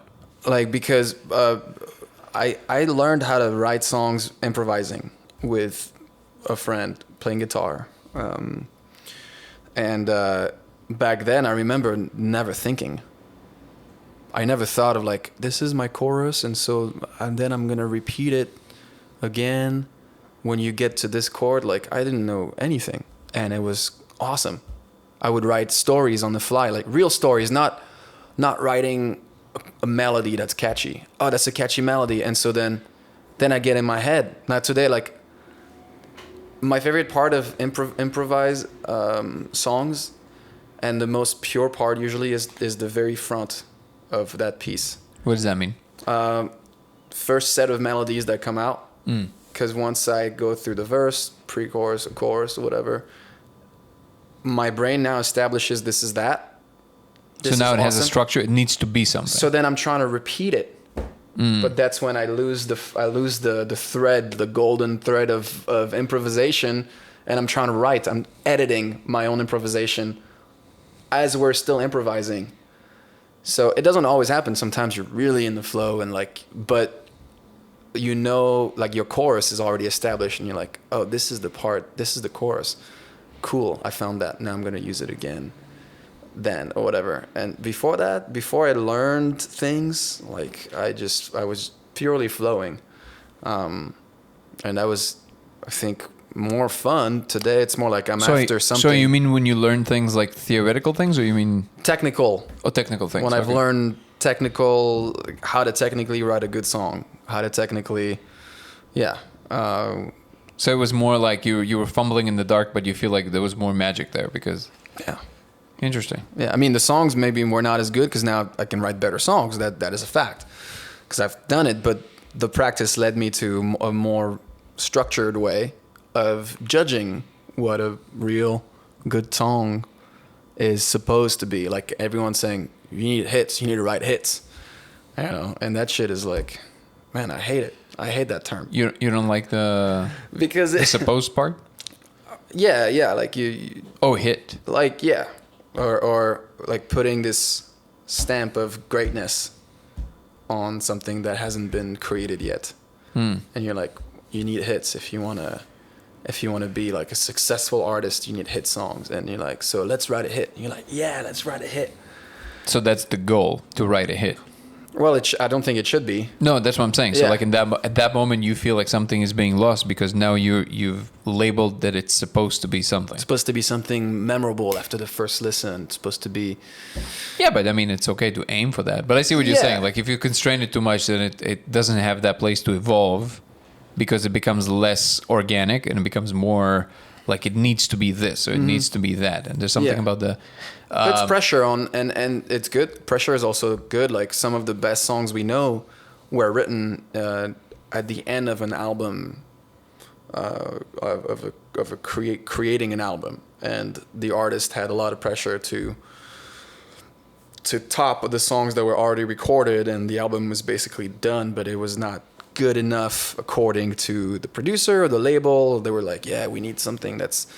We love it, but like if we need like a radio song or, you know, those kind of like, we need a banger, so to speak. And a lot of these really good songs are written after, at the very end, either under pressure or after it's supposed to be over. The pressure is relieved, the album's recorded, it's done. And like, what is it? Pour Some Sugar on Me by Def Leppard. I think the story was like, it was finished. The album was in mixing. They were mixing it, and he was just in the hallway on the guitar, and he just came up with that thing, and he was like, holy fuck, like, this tops everything else we've had. And they've maybe were working on it for like months on the album, you know? But maybe that is that is the formulated product. Maybe that's the thing. Like you have to put in the work and the sweat and all those moments until the thing just all of a sudden comes out. It just comes to you, basically. Yeah. I mean, there's this guy. I've heard it through like Joe Rogan and like some podcast of creators talking about. What is it? Joe? Is it a known podcast? Yeah, Joe Rogan. It's getting some traction on the invisible. Is it as big as this? No. Okay. Not yet. Just making sure. Okay. And that you have to train your muse. Like you have to practice your muse to get to extract like the art, the information from it. You have to get to work. You have to work on it for it to open up and be like, okay. Like I'll let you have this in a way, almost like if it's a person, you know. That's very true. There's a very similar thing in editing, actually. Yeah. The exact same trajectory where you begin with like having no idea how you're gonna do this. You just look at like raw. The only difference here, I guess, is that you look at raw materials, so you have like something, but then it's just a pile of whatever, right? And then you start kind of like moving, and all of a sudden it starts taking shape. And usually that's actually not usually. It's every time it's this way, which is quite amazing. Which is that you go through these waves of frustration and something breaks down and then this and then that. And then eventually you're just like, fuck, like I don't know what to do anymore. And then you have this like one day and then the next day you just come and the thing just happens. Makes sense. Like you're not even trying. It just happens. And it's interesting because I heard one podcast where one of the guys that created, he was the founder of Airbnb. And what he was saying is that him and his partner were still in school back then, if I'm not mistaken. They were looking for an investor. And they couldn't figure out how to do this. Like, they were already running it, but it was only like an experiment I think in New York somewhere. and they were here in LA, if I'm not mistaken, and there was some political event. There was some convention of like a political thing, and they decided that they're just gonna make some extra cash. So they stamped a bunch of cereals with like the political party or something. They did something that like kind of like stamped the cereal with like a political party, and then they did a lot of work that had nothing to do with like, you know, innovation or anything like that. It was just like sitting all night and like opening cereal boxes and then resealing them and like, you know, burning themselves in the process with like hot glue and shit like that. Like just like something completely unrelated to being an entrepreneur or anything like that. It's just like so far away from what they were doing, but it's the fact that they kind of did the legwork. It's like this, just did this crazy thing, and all of a sudden in the convention, some really I forget who it was, but some angel investor noticed them and what they were doing, and is like, interesting. And they made like $20,000 in like a couple of days this way. And he noticed them and he was like, okay, these guys know how to make money. I don't even know specifically what their idea is, but I see that they know how to make money. Yeah. So I'll invest. Didn't even know what the idea was. But then the first thing he told him is like, he said that it's the first like really good advice that he got, which is like, he told him, wait, so you think it's in New York? He's like, yeah, but you're here. Yeah. What are you doing here? Go to New York. go be there. Like, that's the first thing. It was like, oh, right. So like, and then they had to actually go and like actually be guests at their own Airbnbs and see how it works. And like, that's where the real magic started happening. But the reason I'm saying that is because the podcast was about how to make it as, you know, as a startup, as a whatever. And it seems that there's always this period of gestation where no matter what it is, you actually have to do like either manual labor or something that exhausts you in some form. And only by the end of that process, you will get that reward. And it sounds like and it sounds like what you're describing is very, very similar to that. Yeah, it's like hard work pays off, and then you can say, well, but it's like the smart universe work is better. It's like, it's all but the universe wants you to do this hard work no matter what. You need to work. Like even like exercise, same way. Like you got to achieve a breakthrough. You're not just gonna walk and be like, ta-da! Like this door opened for me. It's fun. It's interesting because they're the big beginner's luck. The thing is like, it's kind of real. It's like you get a taste. You get a taste, and then this way you find out what makes you tick, what you love, what you might be really good at, or what you're interested in becoming great at. But you were really lucky at the beginning to make you want to do it and see if you wanted to do it, and then once you decide, you better be resilient in your approach, because it's not necessarily gonna always be like that. Like you might win your first basketball game, you're not always gonna win, even when you're the best. Like even Michael Jordan lost. Yeah. No, I think it's the opposite. I think that whenever life goes too smoothly, I start worrying. No, seriously. Like I know that if you're on the right track, can't be all smooth sailing, and if it is, then something big is coming. That's usually my. Like maybe it's my Russian, what's the word? My Russian paranoia. Yeah. but well, also it's kind of it might be also a construct, which is very real, because it is like life is tough, right? No, I've never met someone that made it into any serious capacity that didn't have these crazy moments. No, you need to be a bit of a nut job to do amazing things in life. Yeah, you have to be kind of not like crazy to believe you can, but not even in the sense of like telling other people. It's just like crazy to actually believe that you can. It seems like the ones who really make what they're meant to do in life, like just really listen to themselves most of the time. Yeah, they took advice from people, but I mean the difference is you choose who you want to get advice from or where you get advice from, whereas then like listening to whoever like your parents or your, you know, all these people that you would listen to and be like, should I do this? What do you think? It's like, I mean, I don't know. Do you have an image of like the highest accolade of success from where you are now? Like, is it just being completely independent as an artist, putting your own stuff and like all the obvious things? Yeah, every time I write like my resolution or my wishes to bury in the ground on the full moon, you know, all that kind of shit. It's always like I want to achieve success in my career as an artist. And it could be more precise or more general. Like that's as general as it gets. But how does it look like? Recognition by more and more people? Not the fame part, but it's just the fact that your thing is out there and people really enjoy it and more people enjoy it. Like people listening to my records and then being able to go play those songs live to the people who want to hear it, you know, however big it can get. And enough to live a good life, to be happy, to like inspire people and inspire myself constantly, like, you know, with the joy of creating music. And yeah, I'm working towards that.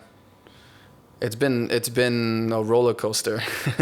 You can say the least. Yeah, and it's been some great highs and some really, really lows. Like just losing something, that getting so close to what it felt like, getting so close to losing it, and yeah. I feel like it's integral part of the lesson, though. That lesson that you said that we might be here to learn. Yeah, it must be part of it, which is like the being almost there, almost there. Did I ever tell you that story? When I went on that little hike in Burbank. You saw the numbers? No. Oh. I was after a really big breakup, and I decided to go on this hike I was living in North Hollywood back then, and there were the mountains of Burbank right in front of me, or the hills of Burbank, and there was like a little, you know, those antennas on the top of the mountain. Yes. And I always looked at it for like 7 years, ever since I lived there, but I never went on that hike. So I decided, you know what, I'm just gonna go on that hike. So I go on that hike, and the whole thing was like super symbolic. Like I was just like, there was a lot of components. There was like the beginning, I was like so exhausted, but then I was like, no, I'm gonna keep going, whatever.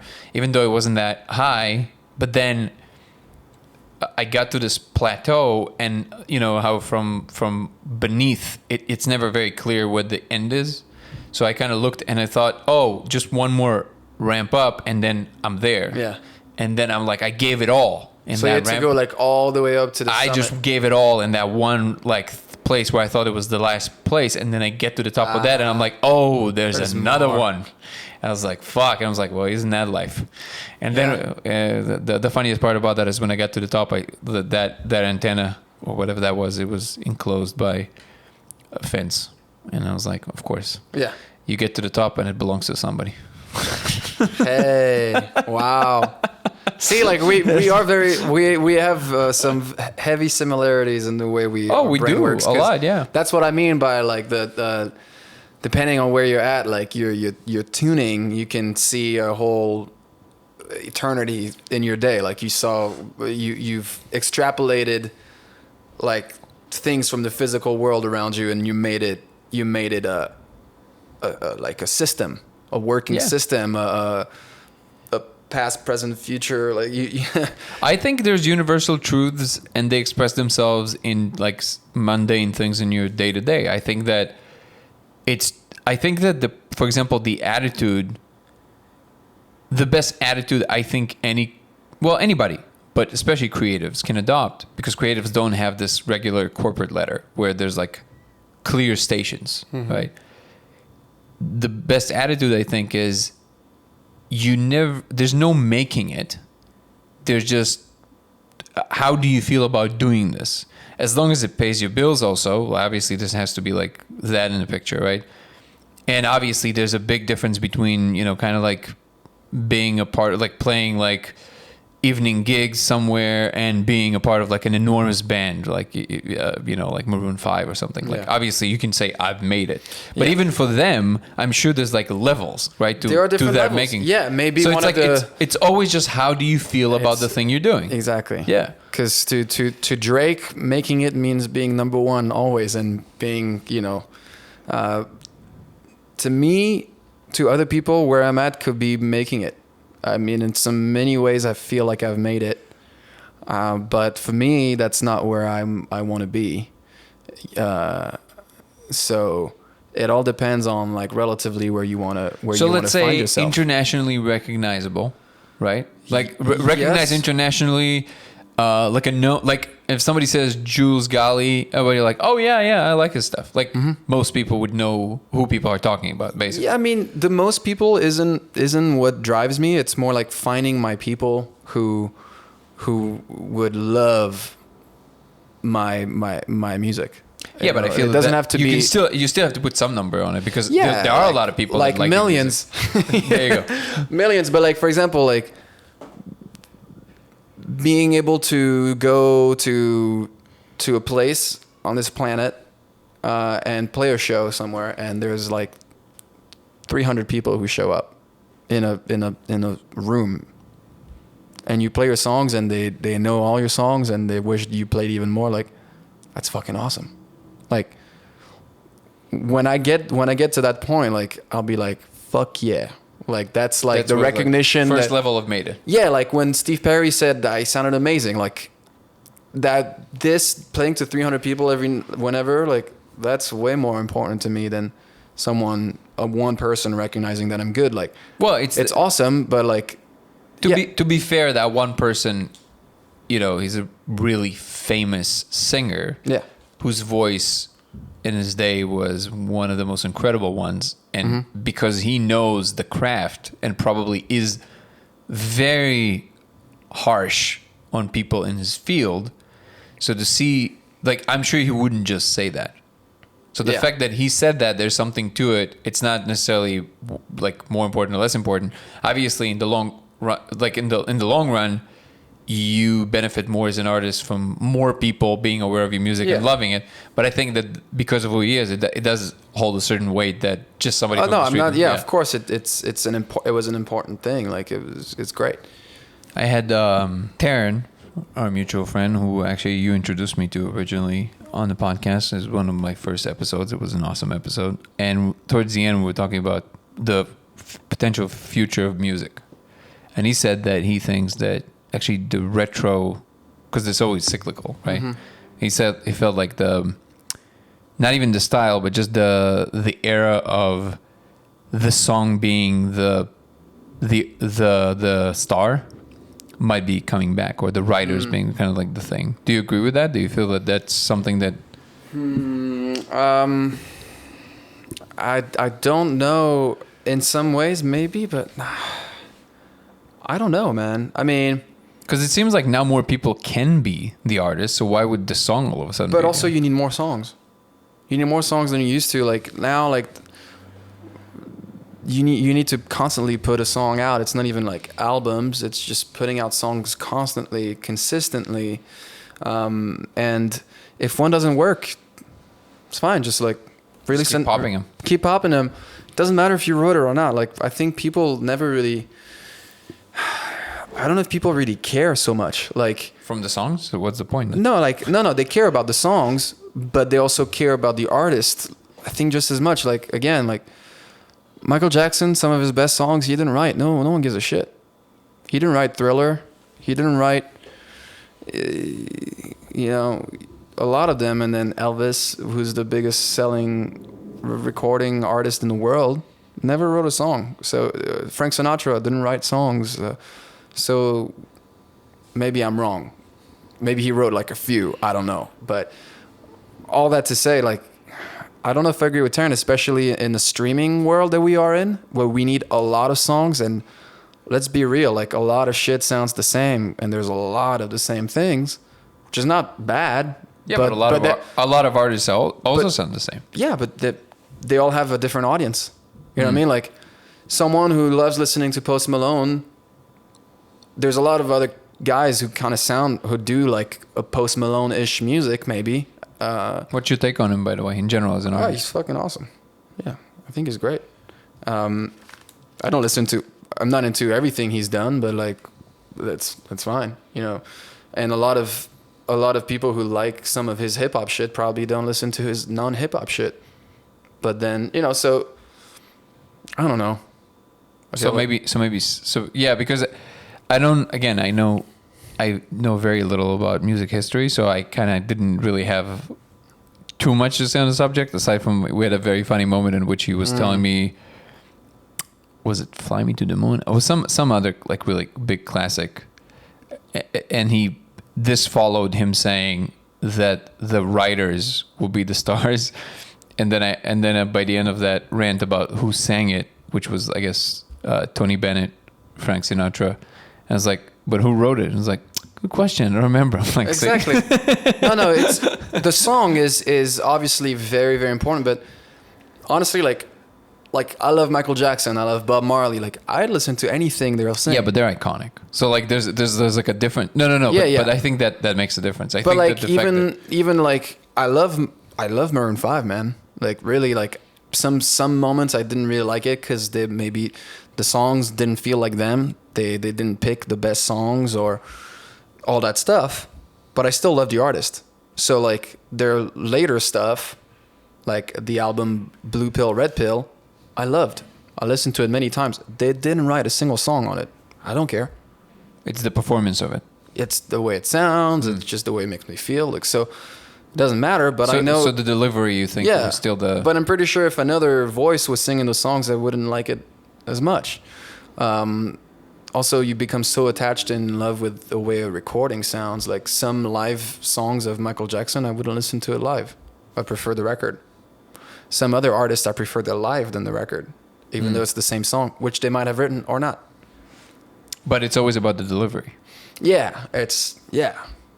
Do you have a new upcoming artist or artists that most people don't know about that you're really excited about or like? A new one? Because you also have some friends. For example, what's his name? He also lives in Santa Monica. Leo, yeah. So like, I mean, he's incredible. like, he's my musical brother.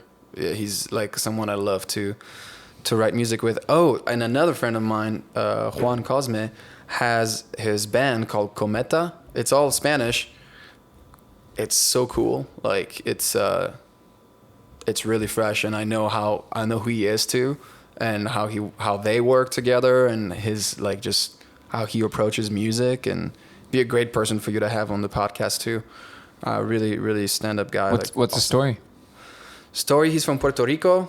They both are in Puerto Rico. He lives here. His partner in the band lives in Puerto Rico. He raps, and then Juan sings, and he plays guitar. Like he's a multi-instrumentalist, and he's super talented. We do wedding gigs together, so he also he knows how to dance and shit. He's like just a whole package, like Leo. Wait, what's his name? Juan Cosme. Did I meet him? I think you met him at the mini festival we did at Skipper Room. I mean, he came to check it out. Does he play with? Spacing on all the names right now. What's the other guy's name?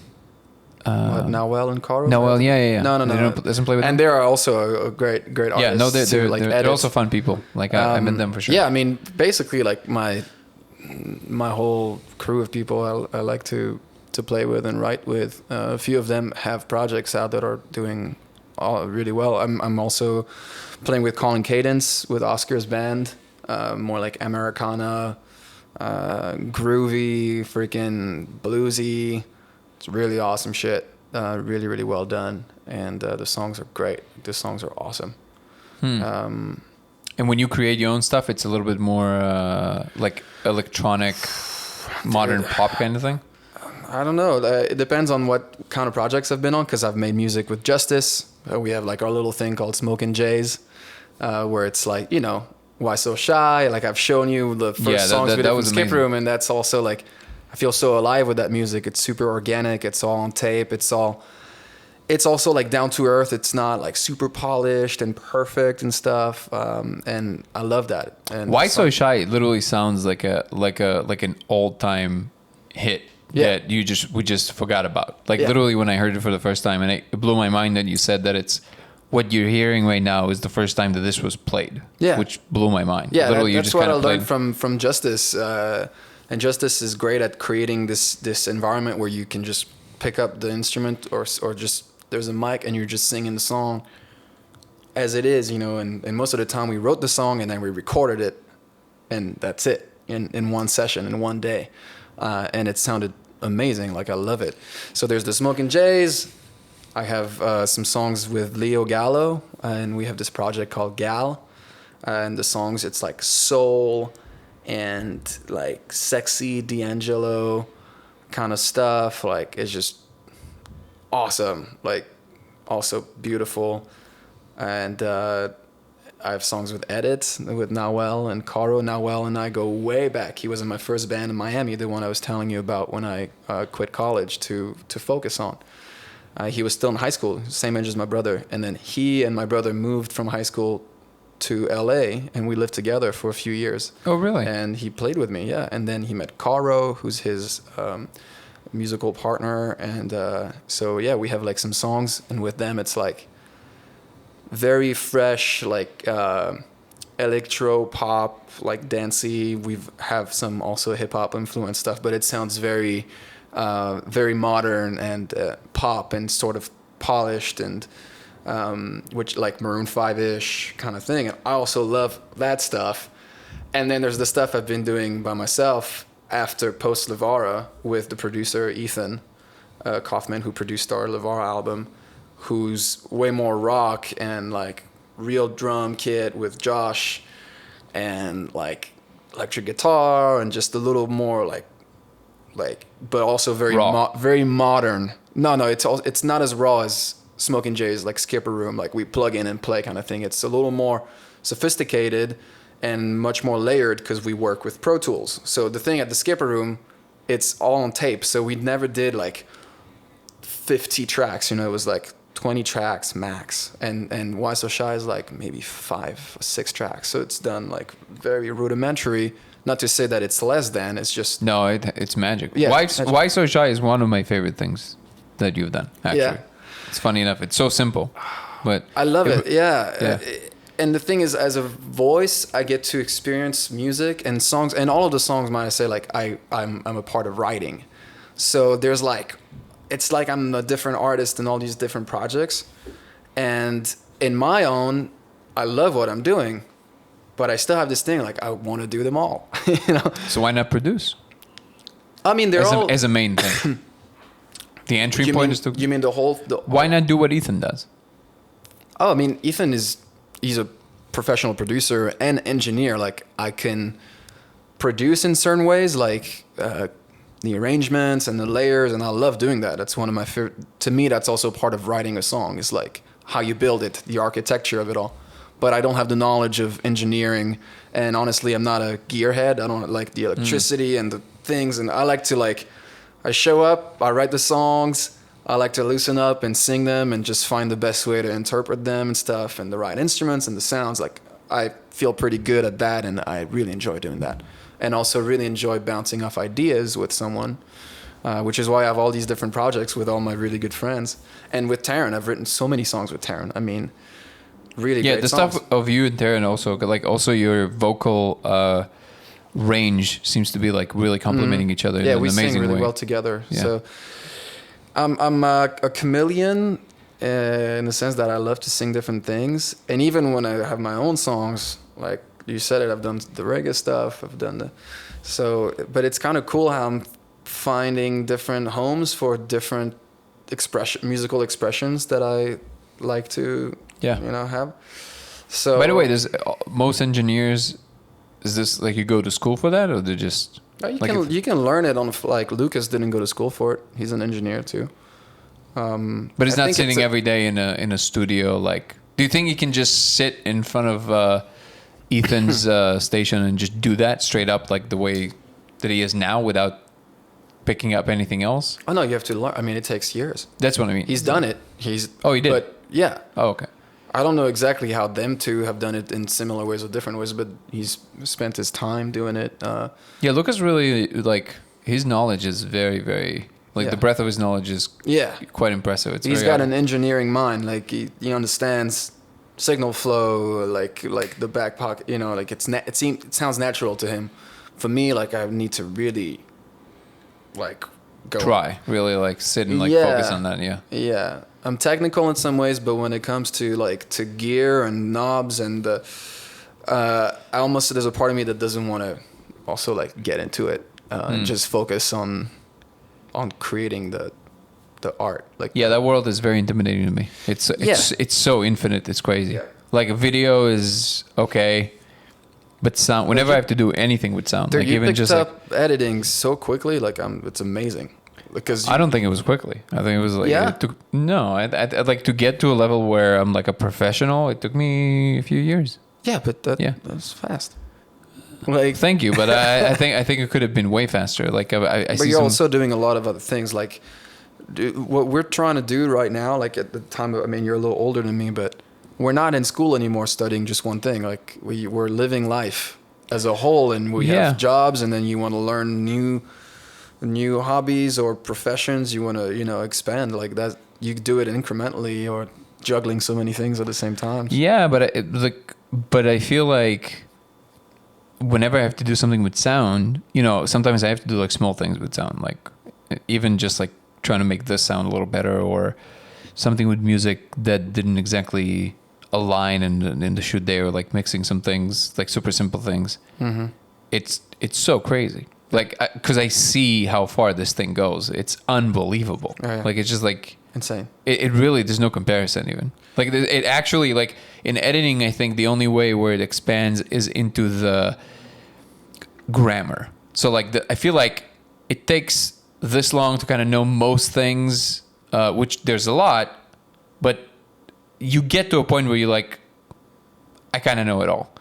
And then I think the real evolution is in the grammar. It's like, how do you express the grammar of whatever it is unfolding on the screen? Mm.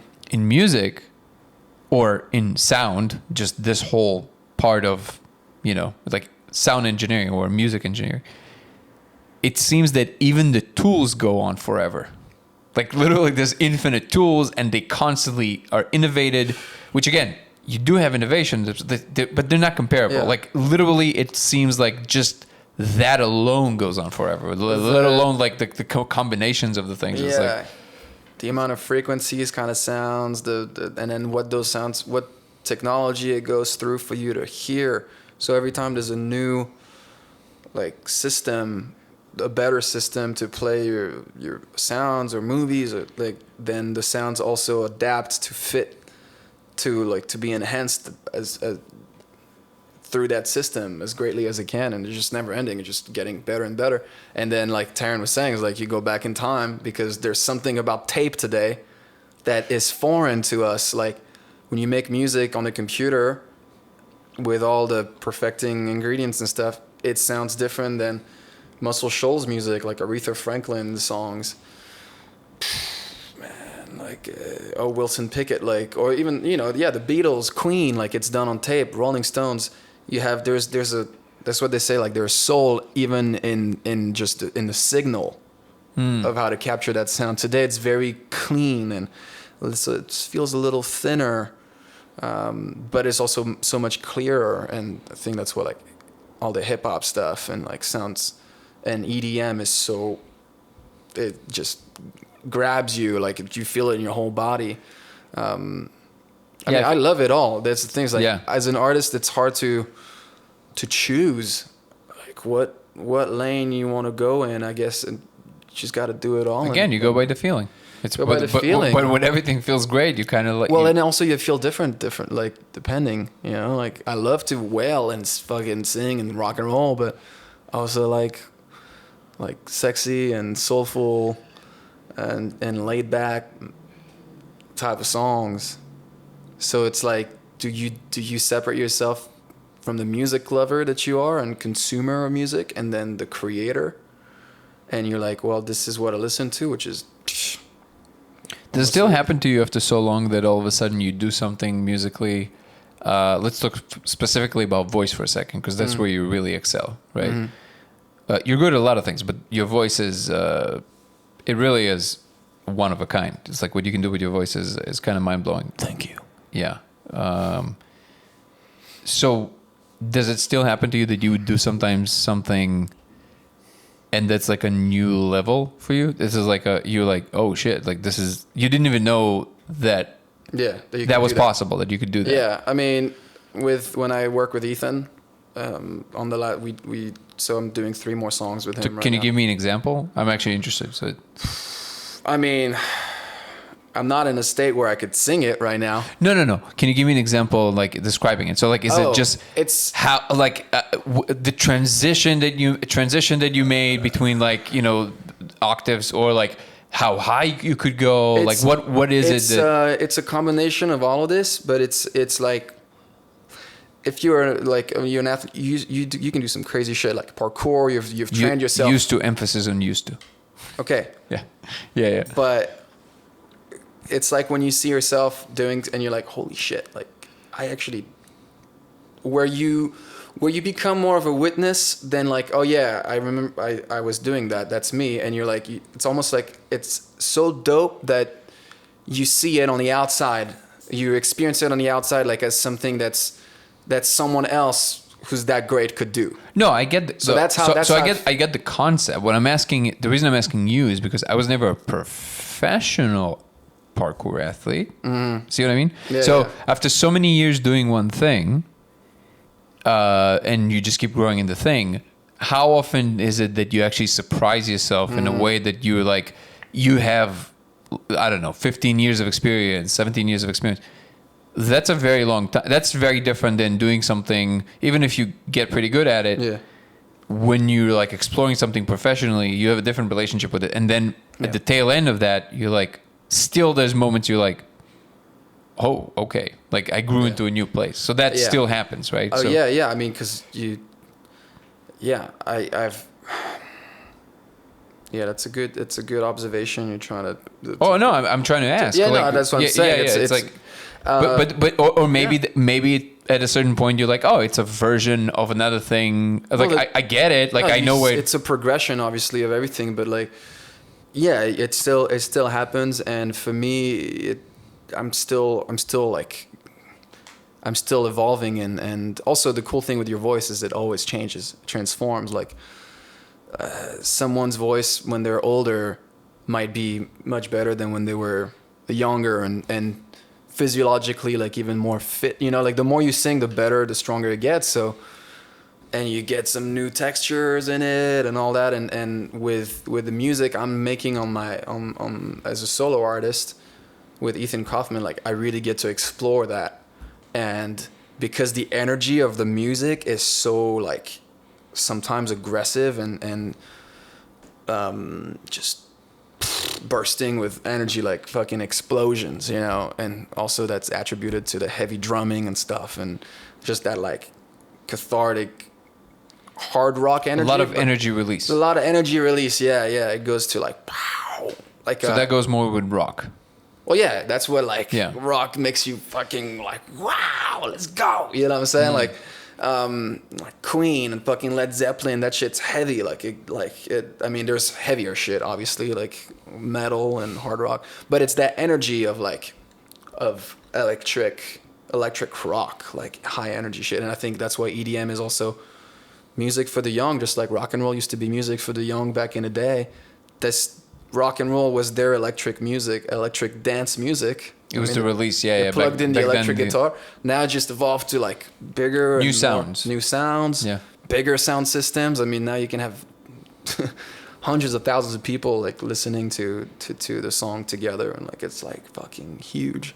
So like in the Hitchhiker's Guide to the Galaxy, in one of the books, I don't think it was in a movie, there was this character that they encounter. I think his name was Hot Black Desiato. I think that was the name. It's really funny because it's actually really funny because we know Desmond. And he in the bit that he was taking a sabbatical, and that sabbatical is basically just you're dead for like a whole year. You just don't, and then there's two security guards pulling you in each direction. But the reason I'm telling you this is because his show was they're like the most famous band in the universe, and they're known for putting a sound system the side of the sun, and then it blasts so fucking crazy that you can't even come near the solar system. And then the final bit of the act is that the spaceship basically dives into the sun as they're kind of like breaking the guitar, so they fucking dive into the sun as they're like, yeah. So it gets fucking crazier and crazier until you make a fucking speakers the size of a sun. How loud can you get? So I like to explore that I also I love nuanced music, and so however high it goes and loud and however like screamy I could go and high, like I also love and need the contrast, because if not it's like too much, singing always high. I don't want to listen to it more than for a few minutes at a time. So music is also very relaxing. But the times where I'm like, holy shit, like I did this like that, I don't think I've done it like this before, is usually on the, obviously, like if you get to climb a mountain, you're more impressed by that than I was able to stay in a bath for 24 hours. Look how much I crooned. Look, yeah, exactly. My skin is falling off. I've never been so deep inside my being. So you're more impressed by the effort stuff, and to get there usually takes more work and the right energy for it. And so, yeah, man, that journey's that explorer. It's like an explorer of sound and of like an athlete would try to run. I think we'll explore. Yeah. Kelsey, my partner, yesterday we heard this one Terrence McKenna bit where really? one of the universe. One of the last things, well, I'm sure there's a bunch, but there's one of those like pretty good quality where you can still see him talk. Like it's not just the sound, you can see him sitting there. And I mean, it always, I don't know if I told you, actually, I'm planning to write a movie about him. So I'm gonna, no, really. Cool. Like I'm actually gonna go to Hawaii to like the, really? where his home was, and it's gonna be called Terrence. And I'm gonna write the movie. I'm gonna try and have Jim Carrey play him. Like we're gonna write, but I think it will be amazing. But the point is that she said that's his art, because it's not a speech. He's not giving a speech. The way he's talking, it just comes out of him in this form of like just this, like he would give you like one-liners and you like. It's jazz. It's it's freestyle speaking, but in a way that he draws from like all the possible ideas all at once, and then it just becomes this thing. And honestly, it's like you would think that every once in a while he would, miss a beat, but he just doesn't. It's just like this, even when you think like he's trailing off into nothing, and all of a sudden he collects the whole thing. The best is like, because, and a lot of professional speakers, they don't, when they finish a sentence, they just finish the sentence. Oh, yeah. And so when you look, and then you're like, whoa, like just that pause, and there was no, it's all not those just, things. It's not just that. Like the lines are like, it's like they're taken from a book. Of course. There was one line, I think I remember, let's see if I remember it. It was, when we free ourselves, we don't free ourselves into a void. When we free ourselves into a dimension in which art is an obligation. Right. And that's just, he just said it like nothing happened. Yeah, he just thought of it, and then, it just came out of him. And when he says it, it's very, it's just matter of fact. Delivery. But actually, the idea was incredible. The idea of it was that the part of the civilization that is close to what he calls the control room, like the what he calls the human machine, the ones that are kind of like freer, the ones that are privileged like ourselves, versus in comparison to most of the world, which is like under the line of poverty, right? Yeah. Our responsibility is to create beauty. Our responsibility, because we can. Yeah. Because not everybody can. And that's exactly like going back to the how much do you need? Like, what's your sense of making it is? It's like, honestly, the life we have is, we made it. I mean, we have a just by beautiful, being amazing here, life. If I live the way I live today for the rest of my life, like, it would be one of the best lives ever lived on planet Earth. Yeah. Like, I know that. Straight up one of the top of the 5%. Yeah. Yeah. And so knowing that it's only going to get better from here, also because that's a state of mind that I have, and I decide to have, I made it. It's beautiful. So now what's next? Right now, make something beautiful. Make it like food with your friends, with family. Like, we all have different ways that we're really great at doing it for others and for ourselves. And then it's experiencing it with others. Like, you're doing it yourself with moments, talking about, you know, life and all of it. We all do it in different ways where we bring beauty to the moment. If we're lucky enough to find it, yeah. Yeah. All right, so before we adjourn, a few out of left field questions. Okay. Would you go to Mars when it's possible? Depends on what's on it. Oh, like what's available at the time? I would love to see the Earth from outside of the orbit. Like, I would love to. I've seen it in my dreams. Yeah, but I feel like that's almost like 100% chance. Yeah, I would totally do it. Like, go up, go around the moon, go around the Earth, maybe land in a different place. Well, the moon is a difference. The moon is like a... It's like farther out, yeah. yeah. But, you know, like, seeing the Earth from... Yeah, I love the idea of going to space. And, like, that's one of the favorite thing I love. Like, Star Wars, like, they go to another planet, like, boom, you know, and there's, like, all these different... It's yeah, that's awesome. But Mars right now, like, there's nothing going on there. So, yeah. Until they build something interesting. Like, if they have a Six Flags on Mars... Yeah, what's the interesting thing that could be that's not on Earth? That, I mean...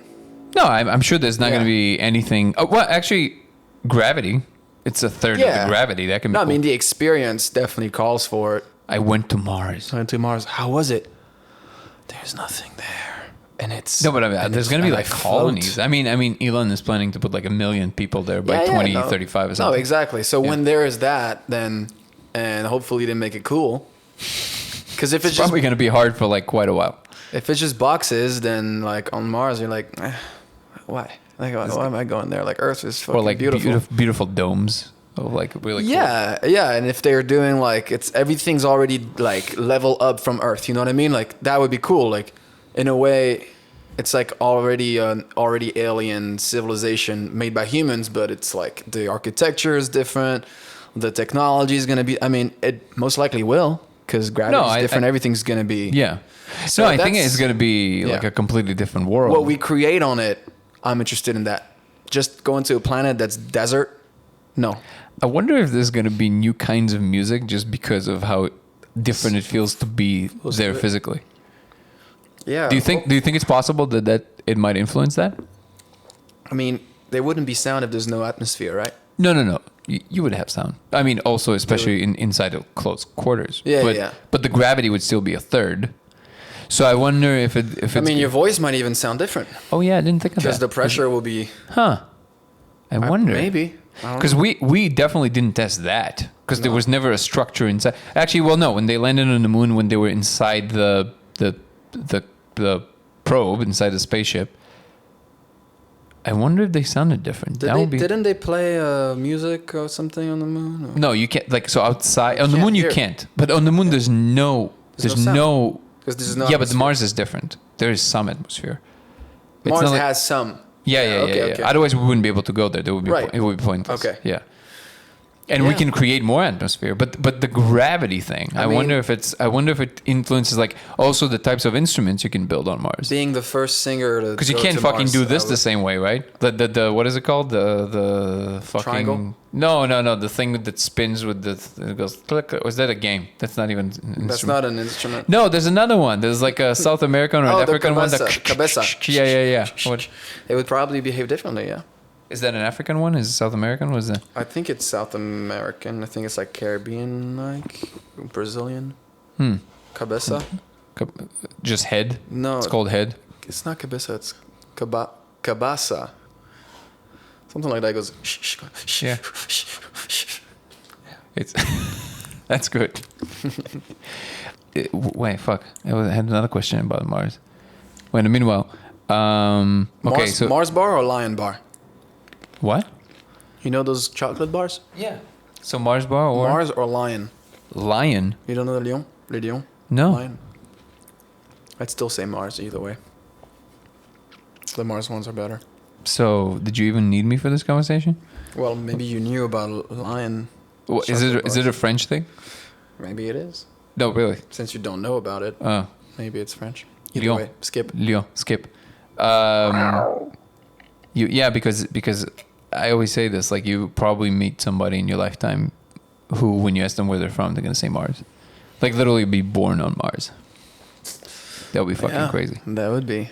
Yeah, yeah. Because then it's completely like their whole 9 months were on a third of the gravity. I wonder how they're gonna overcome that. That must be. They can't come here because they would literally fall apart, or like their bones would literally like crumble.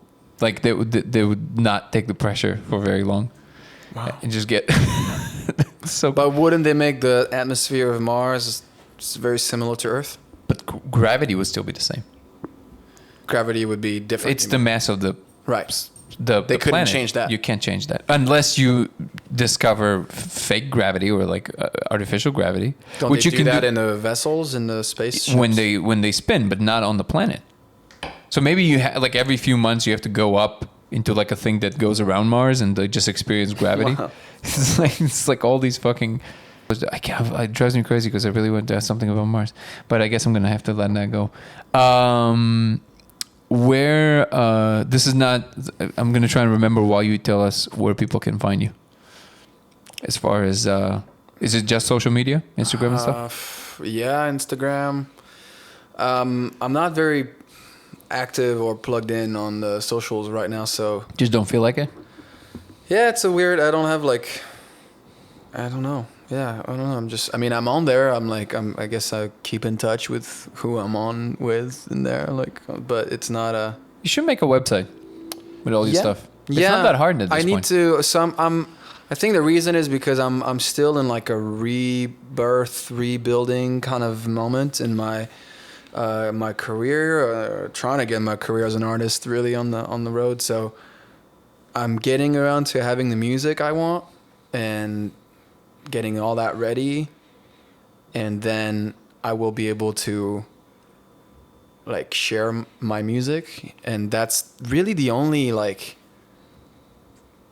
thing I would want to be active on social media for, because right now like I post sometimes something about my family or a cool moment with Kaya. If I release something musically, it's there, but it's just kind of like there isn't. I haven't really put like a lot of intention in trying to sell something, I guess that's what I'm saying. And my music is still not ready to share right away, so I feel like I'm just really waiting, getting ready for that. And then, yeah, it'll be Instagram, it'll be Facebook and Spotify and the website and stuff. So I think all that to say I'm working on it. Okay. There's shit on YouTube. I'll definitely share all the links or the link where people can find you. All right, man. So I think we're running up here at about 3+ hours. Running out of fuel. Well, at a certain point, people run out of fuel. They have to do things. So I want to thank you for doing this. I would love to do this again after you release the EP. We can talk a little bit about that, and I'm probably gonna attach one of your songs that you would like to promote the most. And like I said before, I'm really a huge fan of what you do, not just of you as a person, but also the way that you explore your art and the way you express it, because it's a lot of fun. I only had the musicians so far in the podcast that I really enjoyed their music. And that helps. And you're the first exception. No, so you no, you're actually one of the first people that I can say that easily about, which is like I really enjoyed the way you sing and your creations, and just the fact that you allow yourself to be an explorer of the space and not just trying to do it for money, even though money helps. But you really are very good and I know that whatever you're gonna bring to the world is gonna be on another level, because you're also very honest with yourself about what's good and what's and that is a quality that you can't say about everybody. So I deeply thank you for taking the time to do this, man, and I'm very excited to do this again. A lot of love, man. Yep. Those grapes are really good, by the way. Oh yeah. Yes. Thank you. I should try the fucking grapes.